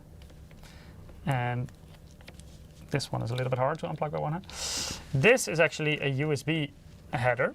And if you, for example, use a liquid cooler that has a screen in it or something, then you need a USB connection to your motherboard in order to be able to control it. This is also why this connector is a little bit bigger in the previous generation, because on the top you will see 3 pins. It's a little bit hard to see, yeah.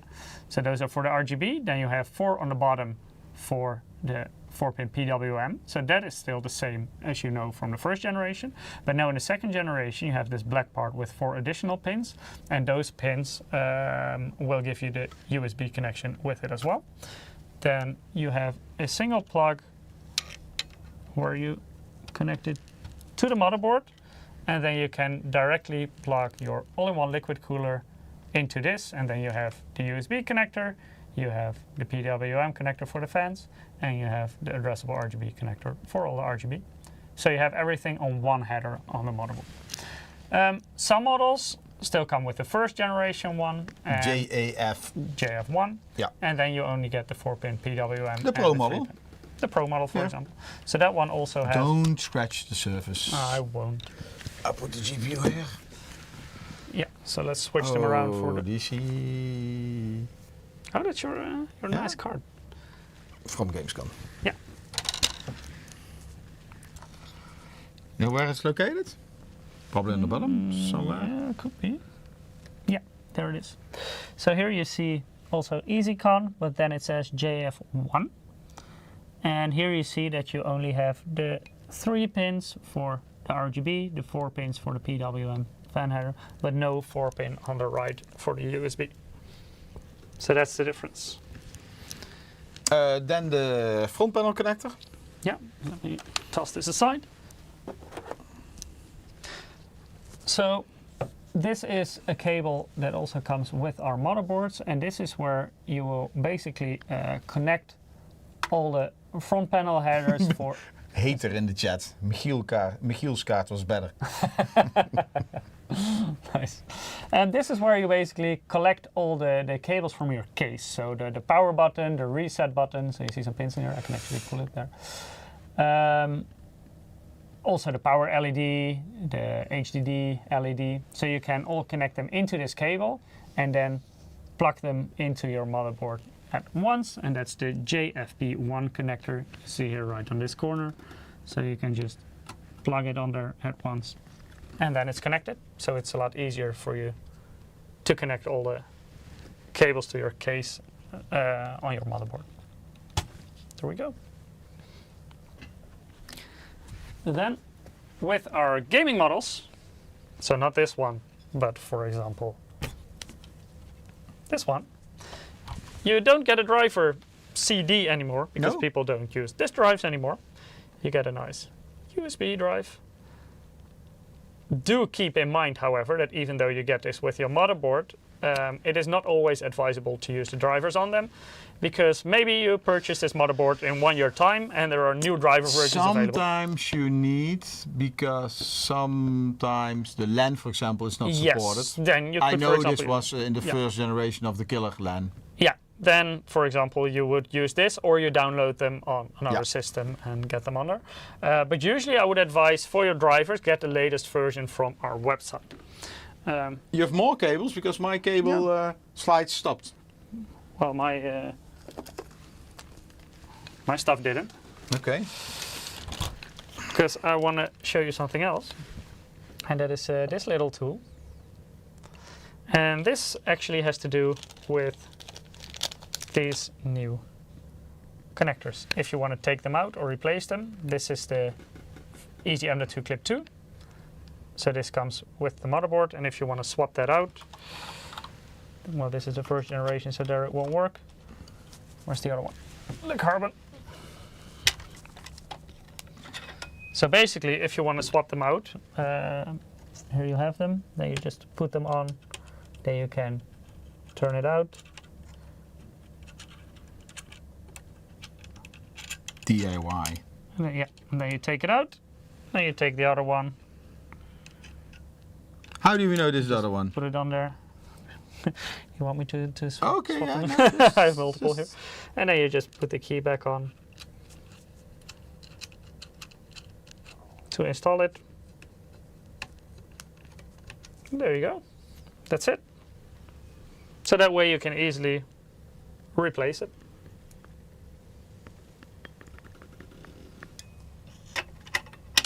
I'll put this one back on.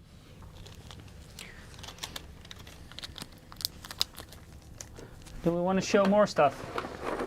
Leave all those cables. This is something that comes with a carbon motherboard. And this is actually a replacement of the J Corsair header that we had on previous generations. So now it comes, there is no separate header on the motherboard anymore, but if you use specific Corsair RGB equipment and you need this connector, you can just plug it into your addressable RGB header on your motherboard, and you can still use it with this. Okay. Some features for debugging. Let's take over here. We have the Easy Digi Debug LED. with the hex code, so you can find the error code. We also have over here, let me see if I can take that, easy debug LED. So there are 4 LEDs which indicate, sorry for the focus, which indicate if something's wrong with your memory or with your CPU, like you mounted it upside down or something, can happen. And then, where are they located? We also have some special ones for memory. Those are on the GODLIKE. Oh, those are on the GODLIKE. Okay. Yeah. So, some other small things. Let me remove. I will hold this. That's a little bit easier. But I need to find where it is. Okay, over here. So They're on the PCB, there are also some where there. So over very small, you can see what the source of the. Did you do this? No, that was your breakfast at Gamescom. But over here, very small, you can see what the sourcing is. Maybe you need to make it readable, like this, right? Yeah, it's hard with focus though. Yeah. But very small, you can read what the source of the M.2 slots is. So here it, for example, says M2_4 chipset. So that means the lanes come from the chipset and not from the CPU. And on the bottom, you see that it does support PCI Express and it does not support SATA. No, you cannot do zoom. No zoom? No. What for phone is that? That's not the phone, that's the system. No. And you see that next to all those slots, so that one is hidden right there. So here you can, for example, see that, well, it's a little bit hard to see, but in the second line you see the lanes come from the CPU, whereas these lanes come from the chipset. So just to make your lives a little bit easier. Yeah, a lot of those small things. Let's talk about the motherboards, Michiel. Yeah, let's, can you switch the scene again? Yeah, we go to this one. Yeah. So first up, I think you need Shall to we take... put that back together? Then I will That's now very easy. hold Just this one up. Click and play. The Pro X870-P motherboard. So this one has 14 power stages specifically for the V core, so for the CPU. All of those are 60. You guys see me in this cam. I'm trying to angle the slide so Michiel can cheat and read the specs. I don't have to. He doesn't have to. He knows them. Yeah, these are 60 amp smart power stages, 14 specifically for the CPU. What else do we want to highlight? Ah, you're cheating. No, what do you want to talk about? You don't have to show me, so you can block that away from me. I/O panel. I open. Good. Of course, Wi-Fi 7, so also on this Pro model. With the Easy Connect. With the Easy Connect, indeed. This one comes with the smaller magnetic antenna. You do have 2 USB ports, and this one is the USB 4 port. So this is 40 gigabit per second. This one is 20 gigabit per second. As you can see, it's also labeled on there, so you know which one to get. Sloys, SOTs. Then Combine those two. there is also a square around this Type A port, and that's because this one can be used for the flash BIOS button. That is located over there. So if you want to use the flash BIOS button, you have to put your USB key into this USB port with the right BIOS file and the correct naming, and then you can flash your BIOS without the use of a CPU, memory, or whatever. You only have to connect it to your power supply. Then there is an HDMI port. You don't see a display port anymore, and that's because this USB Type-C port carries the DisplayPort signal now. So you can still use it with DisplayPort, but it goes through that connector. Then you get 2 USB 10 gigabits per second for USB 2.0s. And here you have the blue one is one more 5 gigabit per second. So that's the I/O. It is an 8-layer PCB, by the way. PCI Express slot is now 5.0 because that's now the default on all the 800 series, the X870 and X870E. I'm fact checking you. Yeah, still all correct. Yeah. This one comes with the Clip 2, so not the easy PCI Express release that you will find in the gaming models, but still easier to get it in and out. Easier to hit with a screwdriver, Yeah. or to hit with a screwdriver. To hit with a screwdriver. Also Gen 5, of course, for your M.2. Why don't we have a different marketing name for that instead of easy PCI Clip 2? Why not easy screwdriver unlock? Because that may result in people trying it out with a screwdriver, Okay. which they shouldn't. That should be in marketing. Other than that, yeah, this is the more basic option. So no RGB on this, so definitely lower FPS. It does have 4 LEDs right here. Those are the easy debug LEDs that we just talked about. This one doesn't have hexadecimal one that you will find on the gaming boards. Dual 8-pin power connectors here, and the separate 6+2 pin on the bottom for the PCI Express slots. It does have a front USB Type-C header, but on this board, no power delivery, unlike the gaming models. So just a regular one. So that was our Pro board. And 5 gigabit LAN, by the way, almost forgot. So not 2.5 anymore, but 5 gigabit per second. Then Tomahawk, our next one. So this one also has 14 power stages for the V-Core, but in this case they are 80 amp power stages, whereas the Pro model has 60 amp power stage. Look, this is a special version. You can look right through it. See there? Yeah, yeah. It's pretty cool. That's of course because they're like greenish accents, and our chroma key keys them out. No. So then it looks a little bit interesting. So can we make it gaming red? Where's the... No, you won't see that because that's hidden behind. yeah. Main differences here, you will find M.2 shield throttle on all the M.2 slots here. Whereas on the Pro model, it's only on the primary slot. Here you also get the hexadecimal debugging. You have the easy PCI Express release button, and this one has the 27 watts power delivery for the front USB Type-C. So those are some of the features. 27 watt doesn't need an extra power connector. No, it doesn't. Then looking at the I/O, you can already see it's a little bit more filled than the Pro model. You get some more Type A and some more Type C ports. It also has an optical audio output. The Type C ports in this case, that one is a 10 gigabit per second, and these two are both USB 40 gigabit per second ports. And as you can see, both of them also carry a DisplayPort signal if you use it with the iGPU that you see in the little D next to them. If you want to use the Flash BIOS button, that is the port you want to use. That's why the square is around it. And this is a 10 gigabit per second port. That is a 10 gigabit per second port for USB 2.0 and 3 5 gigabit per second ports. Those are the blue ones. And of course, HDMI right there. So that's the I/O. And other than that, again, Wi-Fi 7 as well as 5 gigabit LAN. So that's the I/O of the Tomahawk. Almost godlike. Yeah. Then, if you have seen our Gamescom live stream 2 weeks ago, then this will be a familiar board for you. We took it apart already. Yeah, we took it apart. So if you want to see more details underneath the heatsink, then definitely check that one out. 2 weeks ago. I took it apart while enjoying a beer. That was a good combination. We should do that more often. This, of course, is a little bit higher end motherboard. So this is in our MPG series, the X870E carbon Wi-Fi. So unlike the Pro and the Tomahawk that we just talked about, this one has a 2-chip chipset. And it also basically gives it a little bit more I/O and more lanes. So, for example, on your M.2, all of these SSDs will have 4 lanes available. That is not the case on the Tomahawk and the Pro, where one specific slot, for example, only has 2 lanes available. Again, you will see M.2 heatsinks everywhere. In this case, all of them have the easy M.2 shield throttlers, so you don't need any screwdrivers for it. Whereas on the other boards, you only have them on specific slots.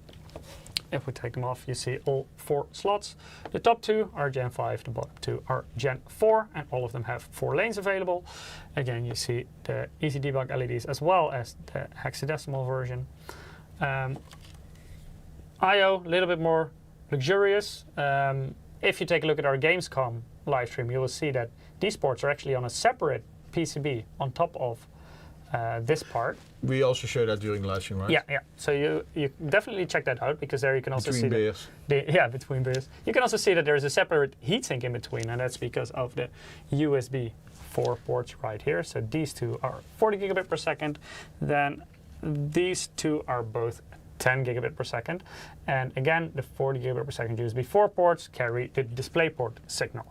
HDMI next to it as well. Then you have the 3 buttons. So apart from the Flash BIOS button and the Clear CMOS button, this one also has the Smart button that you can personalize in the BIOS. This one has dual LAN, so both 2.5 gigabit and 5 gigabit LAN. And again, Wi-Fi 7. And with the audio, you get the optical output as well. Anything else I missed for this one? No, not Well, much. you have buttons here. Yeah. That's also a difference with the other one. And also 27 watt power delivery on the front USB Type-C. Time for godlike. Yeah, Time for godlike. time for Godlike. Time for godlike. Should we do a giveaway? No. Yeah, one more giveaway before we start with Godlike? No. No? No. After godlike. Okay, First godlike. or in between Godlike. Cannot wait anymore. Okay, time for Godlike. Time Because for this godlike. model you haven't seen before. And this is, of course, also... We even didn't see the real working sample. no. But haven't Ruud saw. He said, Ruud "Oh, did, godlike Ruud did, yeah. looks great." And Yeah. if Ruud says that, Then it it's must be usually good. impressive. Yeah. So this is, of course, also X870E. So also the dual chipset solution. Has a bunch of RGB on there. Looks really nice, I think. This is also an extended ATX motherboard. So it's bigger than the motherboards that we've just shown you. If you want to use a motherboard like this, make sure your case is also compatible with it, because it's quite a bit bigger and wider. It's the green sticker doesn't belong there. I/O shield filled with tons of ports, a lot of USB connectors. So we talk about Type A, 10 gigabit per second, Type C, up to 40 gigabit per second. Of course, this one will have Wi-Fi 7. I may have to correct myself, but I need to double check, because it does show on the I/O that it carries a DisplayPort signal. So we definitely need to double check if it has well, the like what I said, PowerStage. we Yeah. don't know. We need to check. Yeah, we need to check. Yeah, indeed. So 5 gig, 10 gig flash. I was already talking about the next topic. 5 gig, 10 gig LAN, but also the 3 buttons which we also have on the carbon board. Yeah. So you can use your BIOS flash button, Clear CMOS button, and the smart button which you can configure in the software. First thing I noticed here compared to our previous generation is the number of USB Type-C ports. It's much bigger now. Yeah. So the Godlike now already on the back has 6 USB Type-C ports. So No, I say Ryzen, 6, it's even 7. I Ryzen didn't we count still correctly. don't Yeah. know yet. We need to check details. But yes, from this printing here, it suggests it would have via USB 4 DisplayPort. Show one more time? Yeah, let's go for I it. mean, By the way, the 7 ports you see on the rear I/O is not everything, because of course you also have USB-C front header. what I like is, it looks like this Dragon is on top of it. Mhm. And not only with RGB, but also without RGB, a little bit slower of course. It looks really awesome.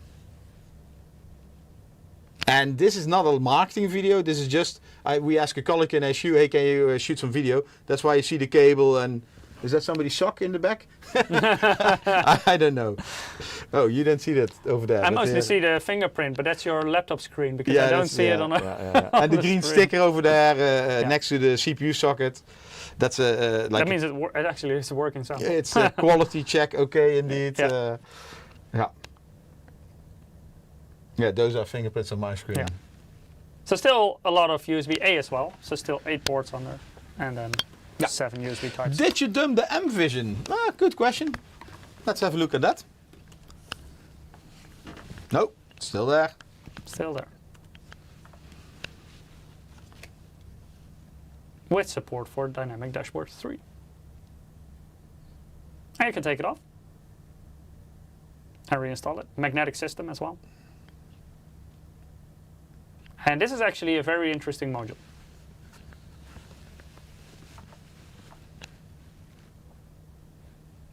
Here you see the module separately. Yeah, so over here on the bottom side you also have the, well, we talk about that later, the Easy PCI Express release. for your GPU. I love it that you point to your screen as if damn the viewers can actually see that. That was very helpful, Eric. Very helpful. I did. Maybe I stop the video here. One moment. Video, stop. I want to show this. So the side of the dashboard has a lot of connectivity. Yeah.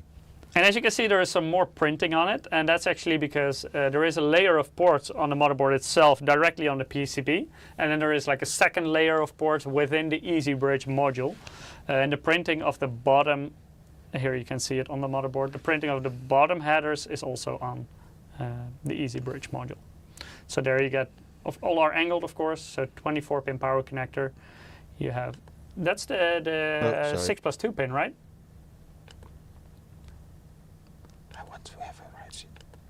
This one.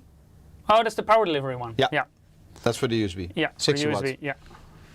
So for the PEG connector. All angled. Yeah. Then you see the two Type C front to USB Type C headers, and it also shows, I think, something like a battery or something. That's the power delivery port, the 60-watt power delivery one. So make sure to connect it to the correct one, because it's specifically the header on the right that can support the 60-watt power delivery.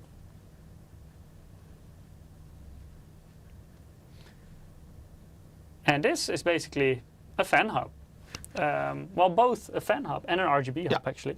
There are ports on two sides, so it has multiple 4-pin PWM fan connectors, and it has multiple 3-pin addressable RGB connectors. And this one is actually connected to the module that we just saw. It comes, there you see them connected to each other. And the one on the right, so the hub, that one you, but I think it comes with double-sided tape, right? So you can stick it to the back of your motherboard tray. After this we will talk, or we have more detailed slides. Can you see the tape? Nah. No. But basically you can position this behind the motherboard tray, and there you can connect all your fans, your RGB, and connect them to the motherboard with a single cable. Yeah. I want to thank Chris for shooting all the videos. Yes. And Robin for editing them. We had so many videos, we need to make a selection. So this is the Easy Link. So you have the Easy Bridge, which basically is your dashboard where it's included, and then you have the Easy Hub, which you can put in your case where you connect all the cables. And you can hide them basically, because that's the same concept like what we have on the Project Zero. So 7 systems fans, 2 RGB fans, 5 volt, 1 RGB fan, and full water flow connector. Ryzen is asking, is this board as wide as the C791 or the X670 one? I don't know, to be honest. We haven't had the physical sample here yet. Check. I have probably the spec table. With the width as well? I'm not sure. Sure. So this is how it works. The cable's not yellow. It's just to show you how it works. Yeah. And there you see the Easy Control Hub located behind the motherboard tray in the case. Because usually around those kind of hubs it becomes one big cable mess, so you don't want to have it inside the front of the motherboard.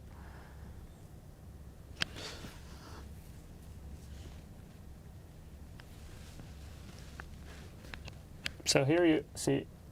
Better demonstration than what I did. Yeah, definitely.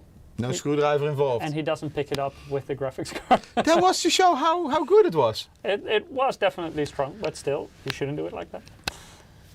But here you see that the Easy PCI Express release button is also integrated into that module.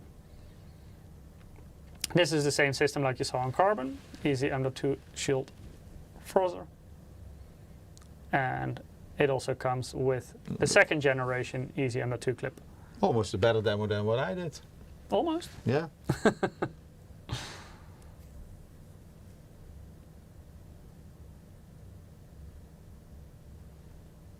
So now our colleague takes all of them off, so you can see all the M.2 slots on the motherboard.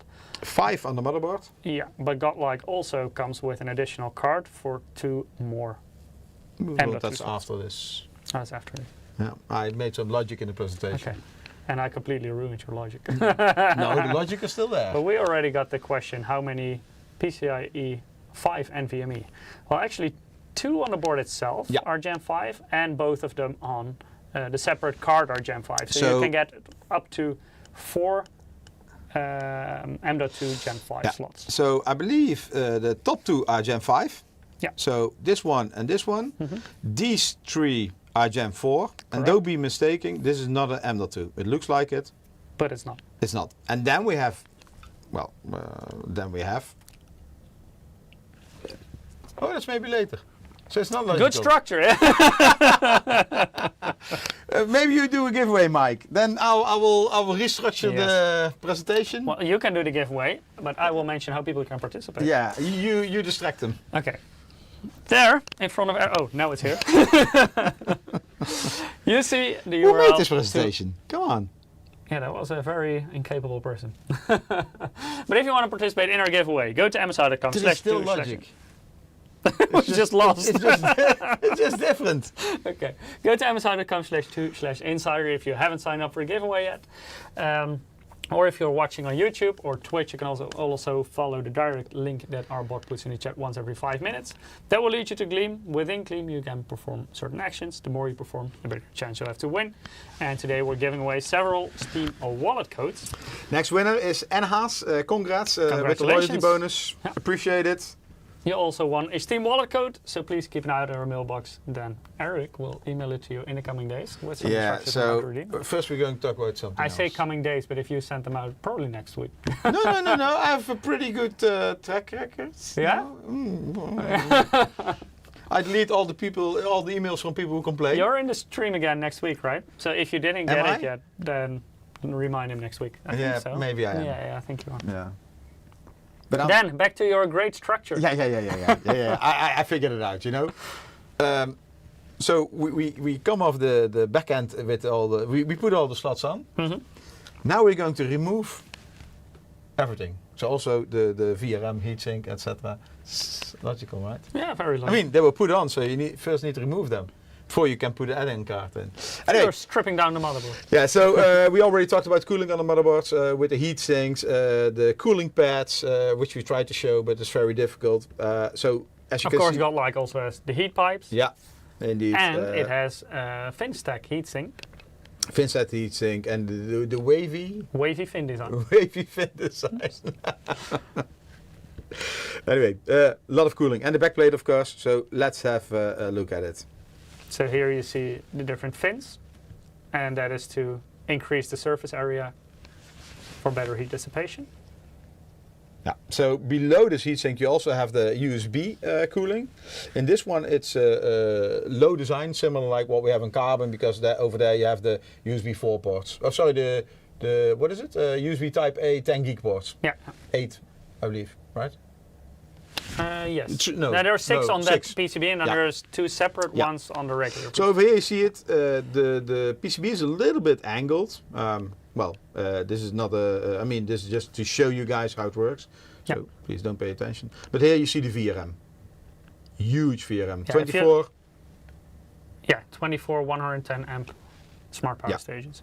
If you're curious about the separate PCB with the 6 Type A ports and the 3 buttons, then also check out the Gamescom stream, because we also completely took that apart on the carbon, which works in a similar way. I pray to the godlike.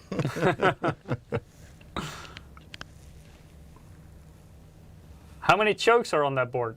In total, 26, because there are 26. No, there are more. For the VRM. Yeah. For the phases. Yeah, so basically every power stage has a choke, and then you have 24 for the V-core and 2 additional ones. And perhaps 1 for the IGPU. Yeah. No, not for the IGPU. I believe for the clock gen. It's set. You don't have a separate. I don't think you have a separate MOSFET for it. Okay. I'm pretty sure it doesn't need a separate MOSFET. 1, 2, 3, 4, 5, 6, 7, 8, 9, 10, 11, 12. So that's 1 banana. It's 2 bananas, so 24. Okay. 13, 14, 15, 16, 17, 18, 19, 20, 21, 22, 23, 24, 25, 26. So that's what I So said. 24 plus 1 plus 1? No, I think it's 24 plus 2. Yeah, that's the same. Anyway, we need to figure out Yeah, how we the need to IGPU figure out works. whether or not it has the iGPU power. Yeah. change. Maybe Ruud is still awake. Is he? It's midnight there. Yeah, and he had a jet lag. And this is Or he's partying now. Yeah, no, Also no, no. He possible. was going out for dinner, and then I. And then after this. party. Yeah. And this is with everything removed. Not everything, but with the M.2 heatsinks as well.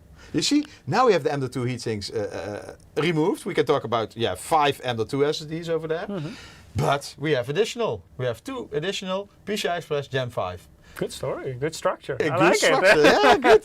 And there was one question like 1 hour ago in the chat, and I remembered it. And I don't know the answer, maybe you know.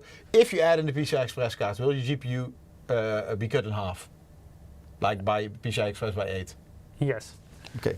Because the lane division will be 8x8. Yeah. This is the PCI Express M.2 expander card. The slider version we already showed you on Computex. So it's 1 slot thin. You can add in, as you can see at the bottom, 2 hot swappable M.2 slots. And yeah, it's a little bit like the GPU. You click on it and they pop out. Yeah. And there is a fan. Of course, there's always a fan. I mean, some people say you need to be wide a fan, but it's it's PCI Express Gen 5. Gen 5, yeah. It's- Well, you've seen Gen 5 SSDs. They usually have pretty big coolers on them. That's for a reason, because they produce quite a bit more heat than we saw with previous PCI Express generation SSDs. So in this solution also there is a separate fan. On our previous cards we had a dip switch where you could switch the fan off. I'm not 100% sure if that's also on this one, because we don't have a physical sample of this card yet. But then in case you want to use, for example, a slower SSD that doesn't produce as much heat, then you may be able to use it passively as well. So Mike's Unboxing Reviews and How To, probably has his own YouTube channel, is asking, is MSI abandoning the ATX Project Zero boards on AM5? No, we're not. Like what Mike explained, hey, 2 mics. What Mike explained earlier, this is our Wave 1 products, and we already have more products on the roadmap, so it's just a matter of time. But yeah, this is just our first wave of 800 series motherboards on AM5. So you can definitely expect more models in the future, and perhaps also Project Zero ones. Yeah, so this is godlike, tons of features, looks beautiful. And 10-layer PCB, whereas the other one are 8-layer ones. We hope to get one. Actually, they're shipping one, right? So it's a matter of time before we can show you. Yeah.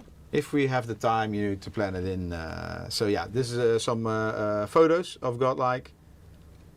You see the big backplate as well. And they removed the green sticker. No green sticker on That's this one. that's the difference between marketing photos. You know, they always look a little bit better. Yeah. But it doesn't matter. I mean, we could show you godlike with all the details. Shaky Olive says, so there is going to be a successor to the MEG Ace. Maybe. Could be. Who knows? Who knows? Mike, maybe because you also had some blogs about. I think my system is still sleeping, so I'm You trying need to wake that one up. You need to wake it up. Because we haven't touched it in a while. Yeah. Just want to show you some. Oh, maybe I will also. Ryzen is asking, is the board black now, or does it have the same brownish hue that the previous ones had? We don't know. We know haven't had the physical board yet, No. so hard to comment. And we can ask Ruud, but he has probably a different definition of brownish. Yeah, what is brownish? Yeah, I mean, we need to see it for ourselves. What's up with your system? I don't know, it's still asleep. Hello, system. Hello, system.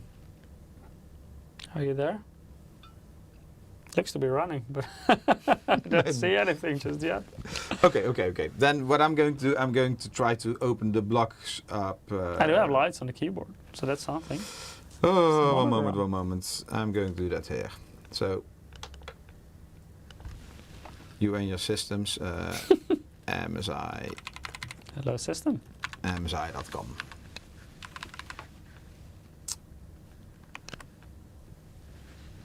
Did it go into sleep mode? Hello, system.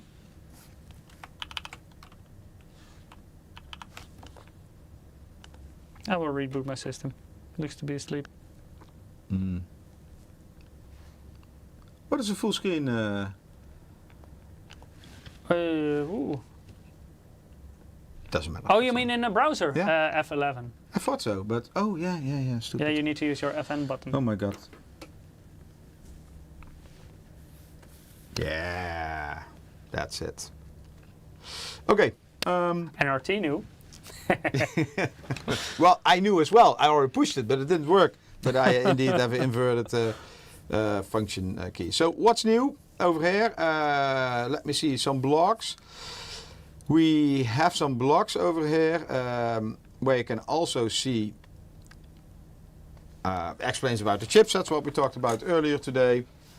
But also shows our product stack in the new X. This is just published maybe an hour ago. Tri-link, all the connectivity, easy DOI, which I really professionally showed. Mike? Very professional. Yeah, that's and you didn't damage anything at all. Well, you know, I mean, this is just a scratch. Luckily, it's not on the Our motherboard. video, But it is on our big our motherboard. video editor will be pissed about this. Yes, he will be, because he has to edit it out of everything. Yeah. Anyway, so you will never see this in videos. So talk about easy DIY. Also, GODLIKE is here, so you can read about all the features of GODLIKE. This is where I installed this image. Easy.2 expander, the cooling, and all the other motherboards and all the Can features. you quickly select the capture? Capture. Yeah. Okay. Let me replug this.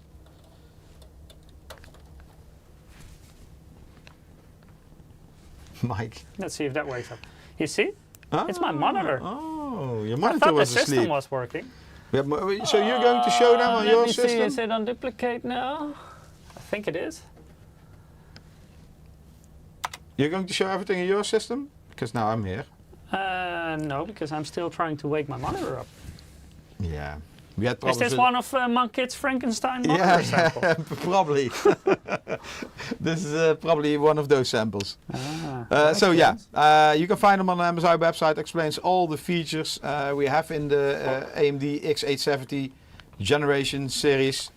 I go back. How do I go back when I'm full screen? Should be backspace, right? Escape, Really? Okay.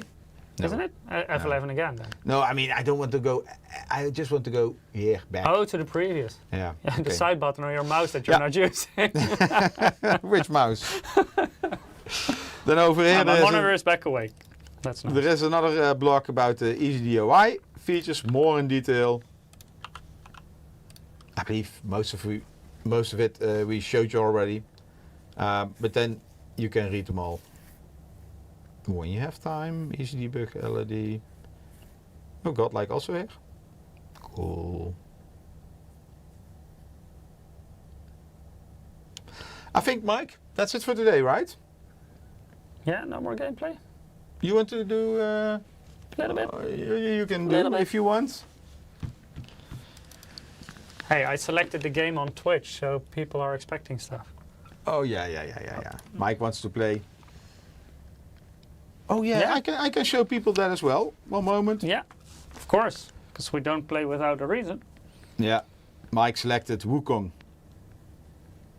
Kule says monkey game, correct. Oh yeah. I'm very bad at it, I already noticed in the...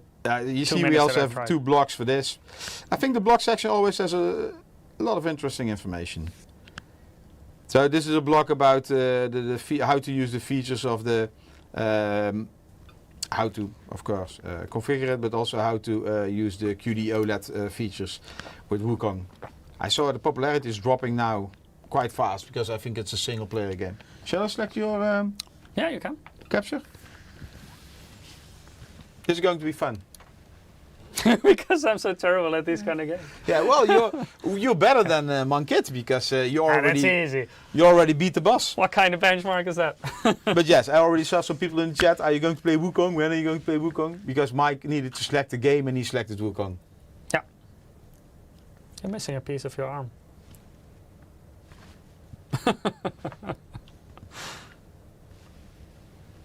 Looks interesting. Yeah. Oh, stamina. Yeah, I still should figure out the movement a bit in this game. Okay. This is not my type of game. I think it put me back. I need to defeat the How's boss again now. How is the sound? Too loud? Just let us know. So this is jumping, and then there's the dodging Why button. is there coming a monitor special with a giveaway? Of why? When? You probably Edwin K. Well, actually, during Gamescom, we gave away 2 OLED monitors. Yeah. We still don't know who won them. I can Google that. Because somebody said it was announced, probably. Yeah, I already beat the enemies here, so there are no enemies here anymore. Yeah, then you need to level up to the next level. So now I'm playing Running Simulator. Is this the quickest way of moving or not? I don't think.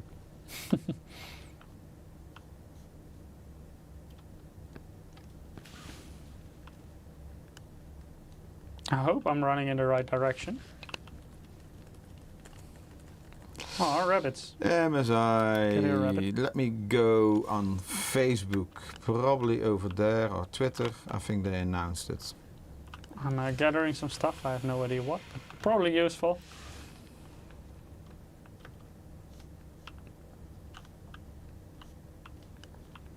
Eric? Yeah? Do you have any idea where I should go? Just walk until you see something what hates you and then run. I'm already stuck. Hey chat, anyone who played this game and know in which direction I should go? Oh, maybe here. I already found it. All good, all good. Felinox says find some enemies and stop monkeying around. Yeah, I'm trying to. It's not easy to find enemies. Next week, we will have a different kind of game. New Star Wars game. Outlaws. Outlaws, yes. No, I'm not a Star Wars person, so I'm probably not the person with the most enthusiastic response to Star Wars. Why we didn't invite you. I'm also not. I mean, I like enemy. Star Wars, but it's not like that's really entry level. That's no enemy. That's just you know. There we go. Yeah.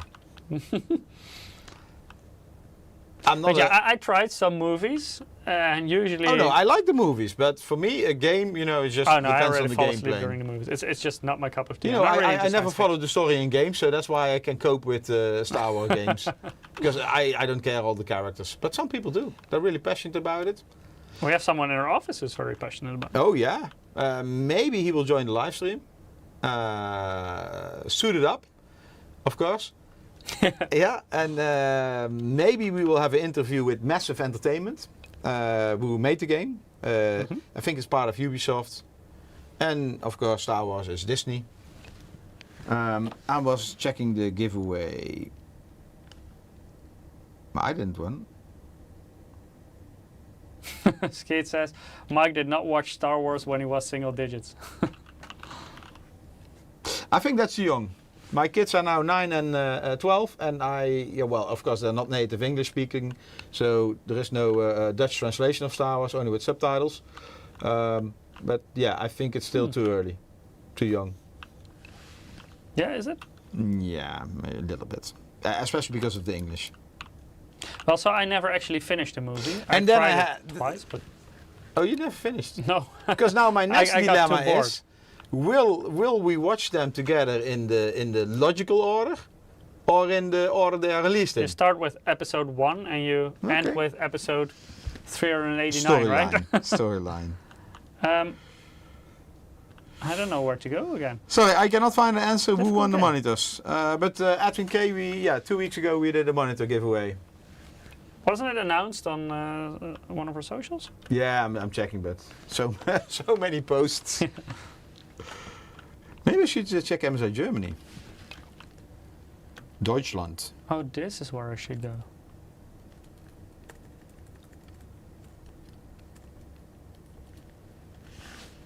Skeet says I watched the first Star Wars in 1977. No, for me it was a few years later. A few. For me, it was definitely a few years later. 90 what? Oh, 77. I 77. was like 3, so nah. I was non-existent in 77.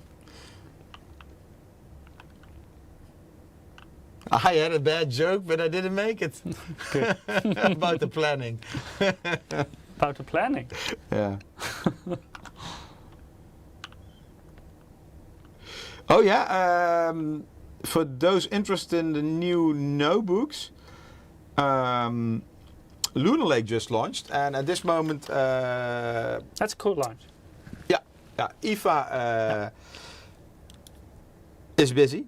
So we wanted to go to IFA, but in the end we thought, okay, you know, it's quite far. It's a 8-hour drive, Berlin, from here. So 8-hour drive. And yeah, actually only one new platform launch. So when we had just 2 events, TwitchCon, Gamescom, so we thought we maybe didn't have enough content. But after watching some editors being there, I think it was quite interesting. So maybe next year we should go to IFA? Depends on what's next year there. That's true. Yeah. What did you guys think of if you have seen one of our, hey, I'm a B now, or something that should look like a B, I think. What did you think of our earlier live streams from location for the people who saw them? So the TwitchCon one, the Gamescom one, do you like those kind of live streams? Do you want to see more of those in the future? Do you just want us to stick to the studio live streams? We're curious to hear your opinion. Oh, can I sting them?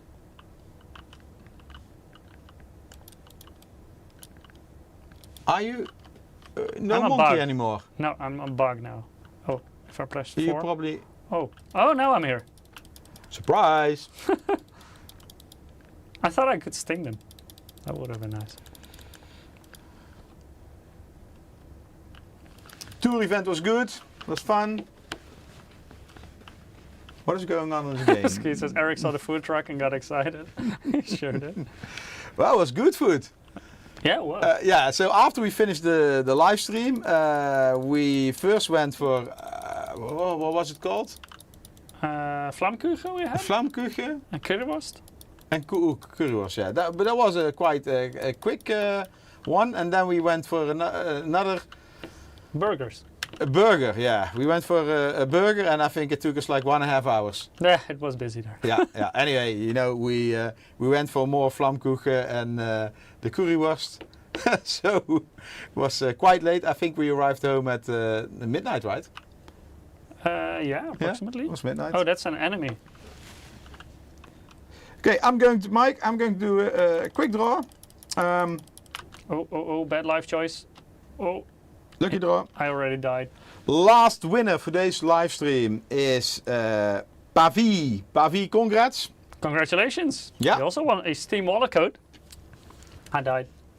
Of course you did.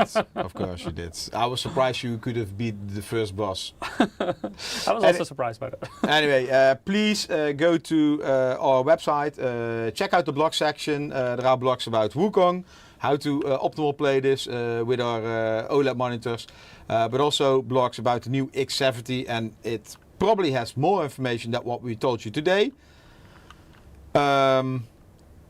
Once we have Godlike in the studio, we will also plan a live stream for that. Not sure when it will be, because of course, you know, it will not only be Godlike. We need to have some more information, or maybe, a reason to talk about it. So, next week, Mike, did I already announce? Yeah, that was the Star Wars Outlaws. Next week, indeed, Mike is going to continue with Wukong. I'm just smacking the mouse button. It works. Next week, join the Galaxy's Most Wanted. Mankit, is he a Star Wars fan? Or did we force him to? Probably that Anyway, too. next week he will pretend to be a Star Wars fan. we will ask him to watch all the movies. Now, we have a bundle with Star Wars Outlaws. So we're doing some gameplay, talk about some new products.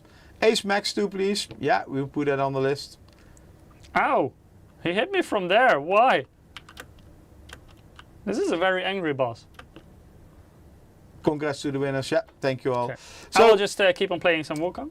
that will be next week. Do we already know? Let me check what's the week after. I'm not sure if we can announce that. I'm really checking like, oh, okay. Oh, Mike, the week after that is you again. Nice. With your postponed live stream. The Core Liquid I series. Core Liquid I and? The ATX Pano case. Yeah. And we said, can you maybe use the Cam 2 board, but... No, I need to torture the case for that. Yeah, So yeah. I'm So you probably just just- going to stick with the normal Project Zero board. Yeah. So core but liquid yeah, I should be good. series Yeah. with the ATX panel case. We didn't show that on this live In stream. white. In white. Ooh. And some nice white components. So we need to have a with white it. monitor as well. Yeah. Okay. Oh. White power supply. You want the white monitor? No. I mean, just mean it's already here. The monitor. Anyway, yeah. No, don't show. That's for when you're live stream. There's a white monitor. I think they already saw that one. Okay, thank you Probably saw. everybody. Will there be a micro ATX or mini ATX PCI Express 5 support? Already bought a case, hey? That's very good. Maybe. Yeah, it's too early to tell. Maybe, early, maybe. yeah. Let's wait and see. So, thank you all. Thank you for watching. Have Hope a nice to see you day, again have a nice evening, next week. nice morning. Some of you just come out of bed. Then good morning. We're going for dinner.